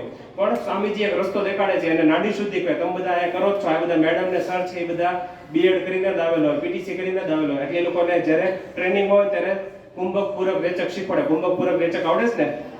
કુંભક પૂરક, હા, કુંભક પૂરક રેચક તમે બધા કરો જ છો, પણ એ થોડુંક અલગ રીતે કરવાનું. કઈ રીતે? તો બધા તૈયાર? હા કે ના? કટ્ટાર બેસો હાલો. તો તમારો જમણો અંગૂઠો છે ને જમણા નાક ઉપર રાખો, ડાબા નાકથી શ્વાસ લેવાનો છે. બરાબર, તો 4 સેકન્ડ ડાબા નાકથી શ્વાસ લેજો. બરાબર, બધા શ્વાસ લેજો, પછી બે નાક બંધ, પછી જમણા નાકથી શ્વાસ છોડવાનો, પછી જમણા નાકથી શ્વાસ લેવાનો, પછી બે નાક બંધ, પછી ડાબા નાકથી શ્વાસ છોડવાનો. ટોટલ 24 સેકન્ડ થાય. કેટલી? મેં થોડું સ્પીડમાં રાખ્યું. બરાબર, મેં 3 સેકન્ડનો ટાઈમ રાખ્યો, પણ 4 સેકન્ડનો ટાઈમ રાખ્યો તો 24 સેકન્ડ થાય. 4 માળા કરવાની. કેટલી? 4 માળા કરતા 96 સેકન્ડ થાય. 1 મિનિટ ને 36 સેકન્ડ. આમાં તમારે 1 રૂપિયો નથી દેવાનો કોઈને. શાંતિથી ઘરે કરવાનું. ક્યારે કરવાનું? તો સવારે 4 થી 8 માં અને સાંજે 6 થી 8 માં. આવા સમયે શું કામ કરવાનું? તો સ્વામીજી કહે છે કે આ બે સમય એવા છે, પૃથ્વીની ઉપર 800 કરોડથી વધારે માણસો છે. કેટલા? 800 કરોડથી વધારે માણસો છે. ભારત દેશની વસ્તી 140 કરોડ છે. એમાં ગુજરાતની વસ્તી 7.5 કરોડથી વધારે છે. એમાં ભાવનગરની વસ્તી, આખા જિલ્લાની વસ્તી 20 લાખ છે. ભાવનગર શહેરની વસ્તી 7 લાખ છે. આ સમય એવો છે, આ બે સમયમાં દુનિયાના બધા માણસોમાં, હોશિયાર હોય, ઠોઠ હોય, ગરીબ હોય, અમીર હોય, બરાબર, આ બે સમયમાં બધાના માણસોના બે નાકમાંથી શ્વાસ આવતો હોય. જો આ સમયનો તમે ઉપયોગ કરો તો તમારી એકાગ્રતા ફટાફટ વધે. અહીંયા તમને શિક્ષક કે મેડમ કરાવો તો અહીંયા તો શિક્ષક કે મેડમ હાજર હોય, એના ડરથી તમે કરો. પણ જો તમારે જાતે પ્રગતિ કરવી હોય, ફટાફટ પ્રગતિ કરવી તો ઘરે કરો, કોઈ હાજર ન હોય ત્યારે. બરાબર, ખાલી 4 જ વાર કરવાનું છે. 1 મિનિટ ને 36 સેકન્ડ લાગે. અને પછી શું કરવાનું? પછી હાથ આમ રાખવાનો. શું કરવાનું? હાથ આમ રાખવાનો. આને જ્ઞાન મુદ્રા કહેવાય. હાથ આમ રાખીને ગોઠણ ઉપર રાખવાનો. કટ્ટાર બેસો બધા. હાથ આમ ગોઠણ ઉપર રાખવાનો અને આંખ બંધ કરવાની. આંખ બંધ કરો બધા. આંખ બંધ કરીને પછી શું કરવાનું? તો ખાલી 2 મિનિટ આવી રીતે બેસવાનું છે. અને 2 મિનિટ આવી રીતે બેસીને શું કરવાનું? તો વિચાર કરવાનો. કેવો વિચાર કરવાનો? જોવાનું કે કેવા વિચાર આવે છે. સારા વિચાર આવે છે, ખરાબ વિચાર આવે છે, મારા મમ્મીને મળવાના વિચાર આવે છે, પપ્પાને મળવાના વિચાર આવે છે, ફરવા જવાનો વિચાર આવે છે, મેડમને મળવાના વિચાર આવે છે, સરને મળવાના વિચાર આવે, ખાવાના વિચાર આવે છે, બરાબર, લસરપટ્ટી ખાવાના વિચાર આવે, સાયકલ હકાવવાનો વિચાર આવે, જે કાંઈ વિચાર આવતા હોય ખાલી જોવાના. બરાબર. હવે આંખ ખોલી નાખો. આટલો ખાલી 2 મિનિટ કરવાનું. 1 મિનિટ 36 સેકન્ડ નાડી શુદ્ધિ કરવાની અને 2 મિનિટ આવી રીતે ધ્યાનમાં બેસવાનું. તમને એમ થાય કે આનાથી શું ફાયદો થાય, તો સૌથી પહેલા નાડી શુદ્ધિ કામ કરવાનું એ તમને કહી દઉં. તમે બધા અત્યારે શાળાએ આવ્યા કે નહીં થોડીક વાર પહેલા, બરાબર, હાલીને આવ્યા છે. હવે રોડ ઉપર તમે આવ્યા ત્યારે કેટલા બધા રોડ ઉપર વાહન હાલતા હતા, વાહન હાલતા હતા, રિક્ષા હાલતી હતી, બસ હાલતી હતી, ખટારા હાલતા હતા ને. એ બધા જયારે ચાલે ત્યારે રોડ ઉડે, રોડ ઉપર ધૂળ ઉડે કે નહીં? એ બધી ધૂળ ક્યાં જાય? તમારા નાકમાં જાય. ક્યાં જાય એ ધૂળ? તમારા નાકમાંથી ક્યાં જાય? કરોડરજ્જુમાં જાય. ક્યાં જાય? હવે ડાબુ નાક ને જમણું નાક, સૂર્ય ઈડા નાડી અને પિંગલા નાડી, એટલે સૂર્ય નાડી અને ચંદ્ર નાડી, એ બધી ધૂળ ત્યાં જમા થઈ જાય. એટલે શું થાય? તમારી એકાગ્રતા ઘટી જાય. જો તમે નાડી શુદ્ધિ કરો ખાલી 21 દિવસ કરો. કેટલા? 21 દિવસ, 1 મિનિટ ને 36 સેકન્ડ, તો તમારી એકાગ્રતા 5% વધે. કેટલી? 5%. તમે 6 મહિના કરો, 6 મહિના કરો તો તમારી એકાગ્રતા 10 થી 15% વધે. અને જો તમે 12 વર્ષ કરો, એક સૂર્યમાળા પૂરી કરો, એક સૂર્યમાળા, તો તમારી મેધા શક્તિ અપ્રતિમ થઈ જાય. તમને દુનિયામાં કોઈ ન હરાવી શકે. એના 4-5 ઉદાહરણ તો 10 જ મિનિટનો ટાઈમ છે આપણી પાસે, પછી કાર્યક્રમ પૂરો થાય. તો 2 ઉદાહરણ ફટાફટ કહી દઉં. સ્વામીજી જ્યારે અમેરિકામાં હતા, મેં તમને કાઉબોયઝનું ઉદાહરણ આપ્યું. એકવાર કેવું થયું, કાઉબોયઝ હતા ને એ બધા નદી કિનારે ઊભા હતા. નદી કિનારે ઊભા શું કરતા હતા? તો બંદૂકની ગોળીઓથી ઈંડાના કોચલા હોય ને એને વીંધતા હતા. ઈંડા હોય ને એના કોચલાને. હવે કેવું થાય, આ જે થાંભલો છે આ જે થાંભલો છે એ કેવો છે? સ્થિર છે ને, બરાબર, એ હલતો નથી. તો આને ગોળી મારવી ને આ હેલું છે. પણ કોઈ વસ્તુ હોય ને તરતી હોય, બરાબર, તરંગ હોય ને, હલતી વસ્તુને ગોળી મારવી ને અઘરી છે. ઝાડો ઉપરથી પાંદડું પડતું હોય અને મારે પાંદડાને ગોળી મારવી બહુ અઘરી છે, કારણ કે એમાં નક્કી કરવું પડે. એમાં ગણિતનો દાખલો ગણવો પડે કે 2 સેકન્ડ પછી ગોળી આયા જશે, બરાબર, પાંદડું ન્યા જશે તો ગોળી મારી નીચે મારવી પડશે, ઉપર નહીં મળે. ઉપર મળે તો પાંદડું તો હેઠે વહી ગયું છે. તો એ બધા કાઉબોયઝ હતા ને, 1.5 કલાકથી મહેનત કરતા હતા. ઈંડાના કોચલા નદી ઉપર તરતા હતા, પણ એક ઈંડાનો કોચલો વિંધાતો નહોતું. સ્વામીજી 1.5 કલાકથી જોતા હતા. સ્વામીજી થોડું ઘસ્યા તો એ બધા કાઉબોયઝ હતા ને એને ગુસ્સો આવી ગયો. ઓ, you think that it is very easy, you take the rifle and shoot the shells, you will see how it is possible. સમજાણું? સ્વામીજીનું કીધું કે તમને શું લાગે છે આ હેલું કામ છે? જો તમે બંદૂક, તમે નિશાન લ્યો, અમે જોઈએ છે કે તમે કઈ રીતે નિશાન લેજો. સ્વામીજીને બંદૂક આપી દીધી અને કીધું કે નિશાન લ્યો. સ્વામીજીએ જીવનમાં કદી બંદૂક નહોતી પકડેલી. સ્વામીજીએ પૂછ્યું કે આ બંદૂક કઈ રીતે ચલાવવાની? તો ઓલા બધા કાઉબોયઝ હતા ને એકબીજામાં જોવા મળે, લે આને તો બંદૂક ચલાવતા નથી આવડતું. સમજાણું? એને કીધું કે જો આને ટ્રિગર કહેવાય, એ હાથ રાખવાનો, એટલે આને દબાવો એટલે ગોળી છૂટે, અહીંથી નિશાન લેવાનું, અને આને બેરલ કહેવાય, આમાં ગોળી નાખવાની. સ્વામીજીએ સમજી લીધું અને પછી નિશાન લીધું, આંખ બંધ કરીને પછી નિશાન લીધું, અને એક જ ધડાકે બધા ઈંડાના કોચલા હતા ને વિંધી નાખ્યા. તો ઓલા બધા કાઉબોયઝ હતા ને તો બધા તાળીઓ પાડવા માંડ્યા. Oh, this gentleman must be knowing the rifle shooting from 30 years and he is telling that he don't know how to shoot the rifle. આ માણસ તો કેટલા બધા વર્ષોથી બંદૂક ચલાવતો હોય ને આપણને હમણાં પૂછતો હતો કે બંદૂક કઈ રીતે ચલાવવાની. ત્યારે સ્વામીજી કહે છે કે મેં આજ પહેલા જીવનમાં કોઈ દિવસ બંદૂક હાથમાં પકડી નથી, પણ હું ધ્યાન કરું છું, એકાગ્રતાનો અભ્યાસ કરું છું. શું કરું છું? એકાગ્રતાનો અભ્યાસ કરું છું. એને કારણે મારી બુદ્ધિ છે એકાગ્ર છે, એટલા માટે હું મેરો નિશાન લાગ્યા. તો જો તમે તમારી ઈચ્છાથી કરશો, શાળામાં તો મેડમ ને સર તમને કરાવશે, પણ જો તમે તમારી ઈચ્છાથી કરશો તો ફટાફટ પ્રગતિ કરી શકશો. હાવ હાદી વાત યાદ રાખો. જો સ્વામી વિવેકાનંદ હતા ને સાધુ હતા, એના ખિસ્સામાં 1 રૂપિયો નતો. હાવ હાદી વાત, બરાબર, બહુ વધારે ન સમજે તો હાવ આવી રીતે સમજો. સ્વામીજી હતા એના ખિસ્સામાં 1 રૂપિયો નતો, એની પાસે બેંકનું ખાતું નહોતું, એની પાસે જમીન નહોતી, જાયદાદ નહોતી, કાંઈ નહોતું. તો એ સ્વામીજીની જન્મ જયંતિ આજે દુનિયાના મોટા ભાગના દેશો ઉજવે છે, મુસ્લિમ દેશો ઉજવે. શું કામ? કારણ કે સ્વામીજીના વિચારો કેવા હતા? તેજસ્વી હતા. કેવા હતા? તેજસ્વી હતા. તો તમે વિચાર કરો, પૈસાથી તમે મહાન નથી બનતા. આખા ભારત દેશનો ઇતિહાસ વાંચો તો ખાલી એક જ અમીર માણસનું નામ બોલાવવામાં આવે. કોનું? ભામાશાહ. એની સિવાય કોઈ અમીર માણસનું નામ ઇતિહાસમાં અમર નથી. એની પાછળનું કારણ શું? કારણ કે ભામાશાહ હતા અને આખા દેશને પુનર્જીવન કરવા માટે પોતાના પૈસા વાપર્યા. બીજા કોઈ અમીર માણસે પોતાના પૈસા વાપર્યા નથી. એટલે એકાગ્રતા વધારવી હોય તો તમારે ધ્યાન કરવું પડશે. શું કરવું પડશે? ધ્યાન. ખાલી 2 જ મિનિટ, એટલે 2 મિનિટ ધ્યાન અને 1 મિનિટ 36 સેકન્ડ નાડી શુદ્ધિ. ટોટલ 3 મિનિટ ને 36 સેકન્ડ. જો તમારો 24 કલાક પર 3 મિનિટ ને 36 સેકન્ડ જો તમે તમારી જાતને આપશો તો ફટાફટ પ્રગતિ કરશો. હાવ હાદી વાત. તો અહીંયા એકાગ્રતા પૂરું થયું. પહેલી વસ્તુ આપણે શીખ્યા આત્મશ્રદ્ધા, બીજી વસ્તુ નિર્ભયતા, ત્રીજી વસ્તુ એકાગ્રતા, ચોથું છે આદર્શ. શું છે? આદર્શ. તો આદર્શ એટલે શું? આદર્શ એટલે એક રસ્તો. શું છે? રસ્તો, ધ્યેય. બરાબર. આ બેનને અત્યારે માની લો કે 10:30 થયા, બરાબર, તમે બધા નાસ્તો કરી લીધો, તો 10:30 વાગે તમારું ધ્યેય શું હતું? કે શાળાએ જવું. શું હતું ધ્યેય? શાળાએ જવું. 11 વાગે શાળા ચાલુ થાય તો શાળાએ જવું એ તમારું ધ્યેય હતું કે નહીં? 5 વાગ્યા એટલે તમારું ધ્યેય શું છે? કે ઘરે જવું. હા કે ના? આ તો એક દિવસનું ધ્યેય થયું, પણ આખી જિંદગીનું ધ્યેય એવું છે કે મારે શું બનવું છે? ડોક્ટર બનવું છે, એન્જિનિયર બનવું છે, સાયન્ટિસ્ટ બનવું છે. તો એક છોકરાની વાત કહું તમને.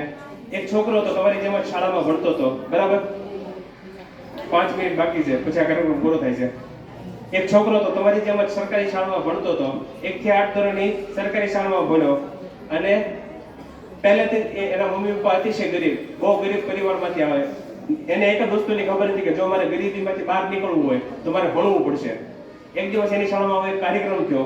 આવો એક કાર્યક્રમ થયો ને એટલે એમાં એક મહેમાન આવ્યો. મહેમાન આવ્યો એટલે ઘણા બધા માણસોએ એનું સ્વાગત કર્યું, શિક્ષકોએ એનું સ્વાગત કર્યું, અને શાળાનું આખું વાતાવરણ બદલાઈ ગયું. એટલે એ છોકરાને એમ થયું કે આ કોઈ મહાન વ્યક્તિ છે. આજે જ્યારે એ છોકરો ઘરે ગયો, બરાબર, તમારી જેમ શાળામાં હતો, તેના માસી ઘરે આવતા. એના માસી કીધું તારી શાળામાં કાર્યક્રમ હતો? ત્યારે એ છોકરે કીધું હા, અમારી શાળામાં એક કાર્યક્રમ હતો.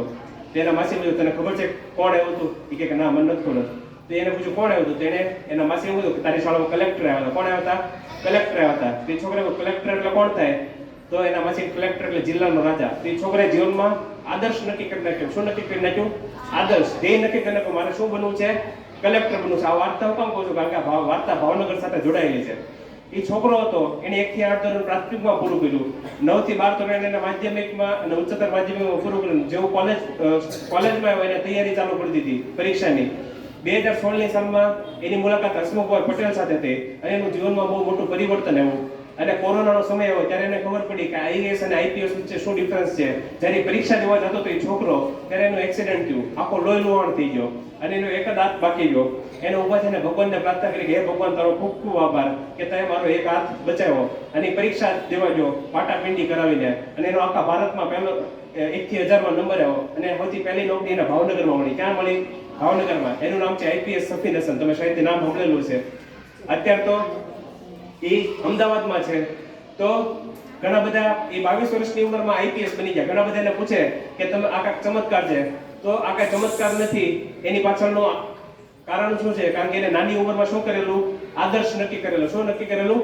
આદર્શ નક્કી કરેલો. તો તમે બધી દીકરીઓ પણ આજે આદર્શ નક્કી કરજો. આ કાર્યક્રમ પૂરો થાય, બરાબર, ત્યારે તમારા મેડમને કે સરને પૂછજો કે અમારો આદર્શ હોવો જોઈએ. જો તમે સારા ગાયક કલાકાર હો તો તમારો આદર્શ હેમંત ચૌહાણ, દિવાળીબેન ભીલ, બરાબર, કે પછી ગીતાબેન રબારી, એવો કોઈક આદર્શ હોવો જોઈએ. કિંજલ, બરાબર, કિંજલ દવે, આવો કોઈક આદર્શ હોવો જોઈએ. તમારે ક્રિકેટર બનો તો સ્મૃતિ મંદાના છે, પછી વોલીબોલ પ્લેયર બનો તો અરુણિમા સિન્હા છે, બરાબર, કે પછી બહુ મોટી કંપનીના માલિક બનો તો સુધા મૂર્તિ, મેં તમને વાર્તા કીધી. લેખિકા બનો તો સુધા મૂર્તિ, બરાબર.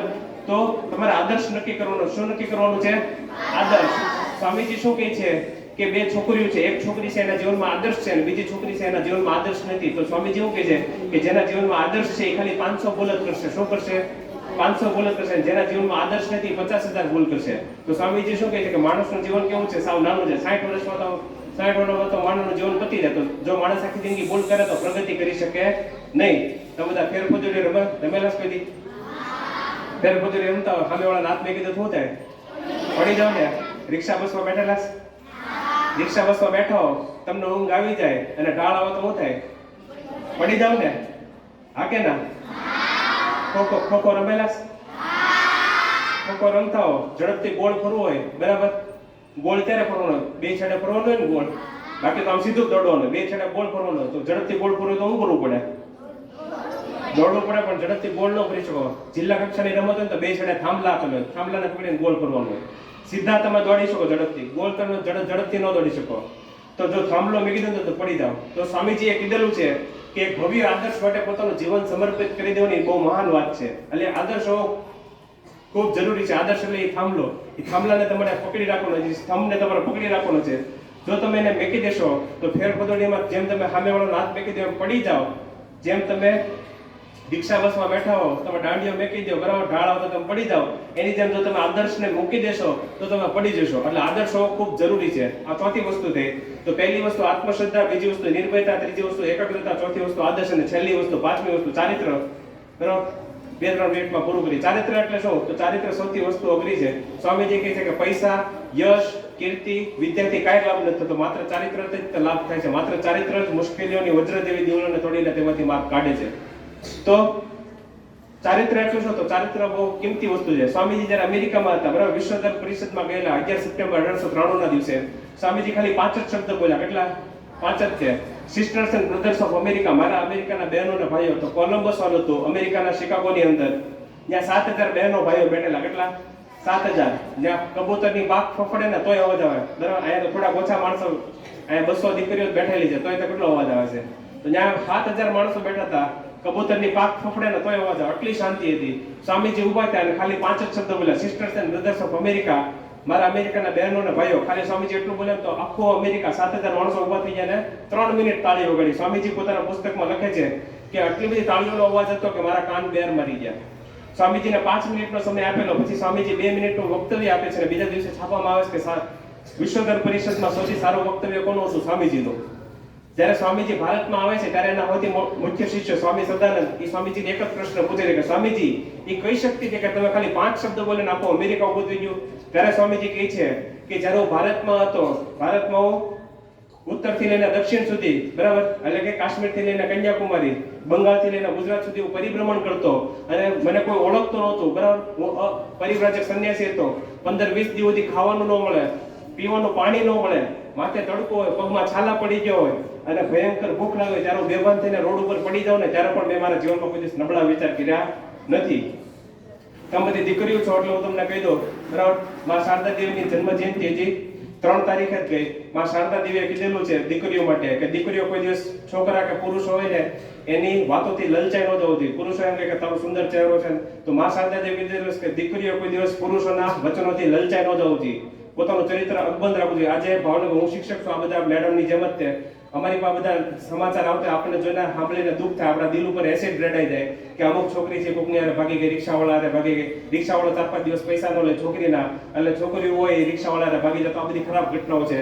આ કઈ રીતે રોકી શકાય? જો તમે તમારું ચરિત્ર મહાન બનાવશો તો આ તમારે જ કરવાનું છે. હું એકલો ન કરી શકું, તમારે બધાએ પોતાની રીતે જાગૃત થવાનું છે, તો જ તમારું ચરિત્ર મહાન બનશે. સૌથી પહેલા તો તમારું ચરિત્ર મહાન હોવું જોઈએ. તમે જો પવિત્ર હશો, મહાન હશો, તો તમે દુનિયામાં કોઈને રોકી શકે. આ બેને જવાબ આપ્યો તો એ બેનનું નામ સીતા છે. સ્વામીજીએ કીધેલું છે, મેં કીધું તો હું તમને વાર્તા કહીશ માં સીતાની. સ્વામીજી કહે છે કે ભારત દેશના આખા ઇતિહાસમાં જો સ્ત્રી જાતિમાં કોઈ મહાનમાં મહાન વ્યક્તિ હોય તો સીતા છે, બરાબર. રામ ભગવાન બીજા આવી શકશે પણ સીતા કોઈ દિવસ બીજી નહીં આવી શકે, કારણ કે સીતાનો જે આદર્શ છે સૌથી મોટામાં મોટો છે ને એ આદર્શને આપણે અપનાવવાનો છે. તમે અમેરિકન એજ્યુકેશન પોલિસી તમે અપનાવી શકો, અંગ્રેજી ભણી શકો, શીખી શકો, સ્પેલિંગ બોલી શકો, અંગ્રેજી વાક્ય બોલી શકો, પણ તમારું ચરિત્ર તો ભારતીય જ હોવું જોઈએ. સ્વામીજી તો ત્યાં સુધી કહે છે, સ્વામીજી જ્યારે અમેરિકામાં ગયા ને ત્યારે એક અંગ્રેજે પૂછ્યું કે ભારત દેશની કોઈ સ્ત્રી કોઈ દિવસ હાથ કેમ નથી મળાવતી? ત્યારે સ્વામીજી સામે જવાબ આપે છે કે તમારા દેશમાં જે રાણી હોય છે એ કોઈની સાથે હાથ મળાવે? તો એ કીધું ના, તો ભારત દેશની એક સ્ત્રી રાણી છે એ કોઈ દિવસ કોઈની સાથે હાથ ન મળાવે. Each and every woman in the India is a princess. She cannot shake the hand with the people. Okay, that is the greatest power. આ સ્વામીજીએ આટલા વર્ષો પહેલા કીધેલું. તો આપણી દેશની દીકરીઓ છે, બરાબર, આજે એને કલંકિત કરવાની કોશિશ થઈ રહી છે, તો તમારે તમારું ચરિત્ર મહાન બનાવવું પડશે. તો સ્વામીજીએ એક સાદો રસ્તો આપ્યો કે ચરિત્ર મહાન કઈ રીતે બનાવી શકો? તો બીજાને મદદ કરીને. કે કેનાથી? બીજાને મદદ કરીને. હવે આપણી અત્યારે હાલત કેવી છે? આપણે અત્યારે ભણીએ છીએ, તમને એમ થાય હું તો અત્યારે દીકરી છું નાની ઉંમરથી, હું બીજાને કઈ રીતે મદદ કરી શકું?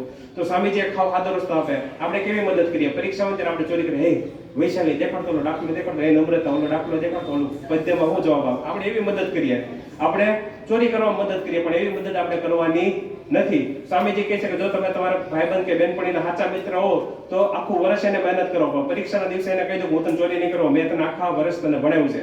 શાળામાં તો આ બધા મેડમ ને સર છે તમને મદદ કરવા માટે 11 થી 5માં, પણ એ જ્યારે ન હોય ત્યારે તમે સમય નક્કી કરો કે હું મારા ભાઈબંધ કે બેનપણીને શીખવાડીશ. એ મદદ કરો. ખાલી એટલું જ નહીં, તમારા મમ્મી પપ્પાને પાણી ભરવામાં મદદ કરો. આજની શહેરની છોકરીઓએ બધા કામ મેકી દીધા છે, એટલે શહેરની છોકરીઓ બીમાર પડવા માંડી છે, પણ હકીકતમાં જો દીકરીઓ કામ કરશે તો જ તે એનું શરીર સ્વસ્થ રહેશે.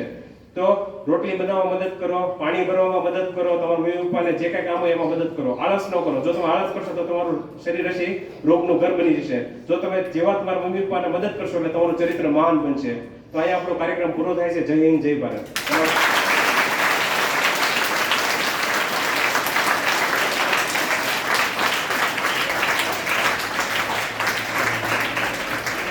હવે એક નાની એવી જાહેરાત, જો 5 થી 8 ના બહેનો છે ને એ બધીના પુસ્તક મળશે, બરાબર.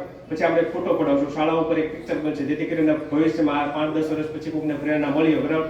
કારણ કે આ તો બધા બીજ વાવવાનું કામ છે, ક્યારે કોને પ્રેરણા મળી આપણને નથી ખબર, પણ આ એક ફોટો પાડશું અને શાળા ઉપર પિક્ચર બનશે, જે તમે ભવિષ્યમાં જોઈ શકો, બરાબર. આ ફોટો, આ પુસ્તક બધાને મળશે. નાનું પુસ્તક છે 1 થી 4 ધોરણમાં મળશે. આ મોટું પુસ્તક તમારે લેવાનું, બીજું પુસ્તક તમારે નથી લેવાનું, બરાબર. નગર તો બધી દીકરીઓ છે 2 પુસ્તક લઈ લેશે અને બધાને એક ચોકલેટ મળશે, બરાબર. આપણે પુસ્તક વિતરણ કરીએ.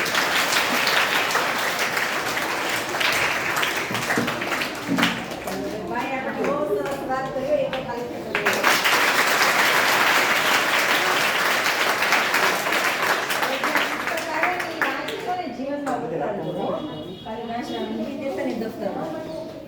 વજન આપવાનું.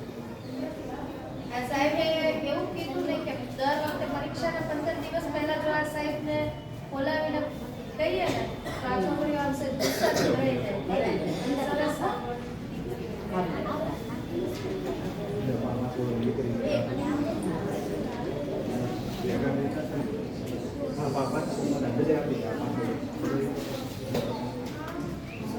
અમે તમારી જેવડા હતા ને ત્યારે પરીક્ષા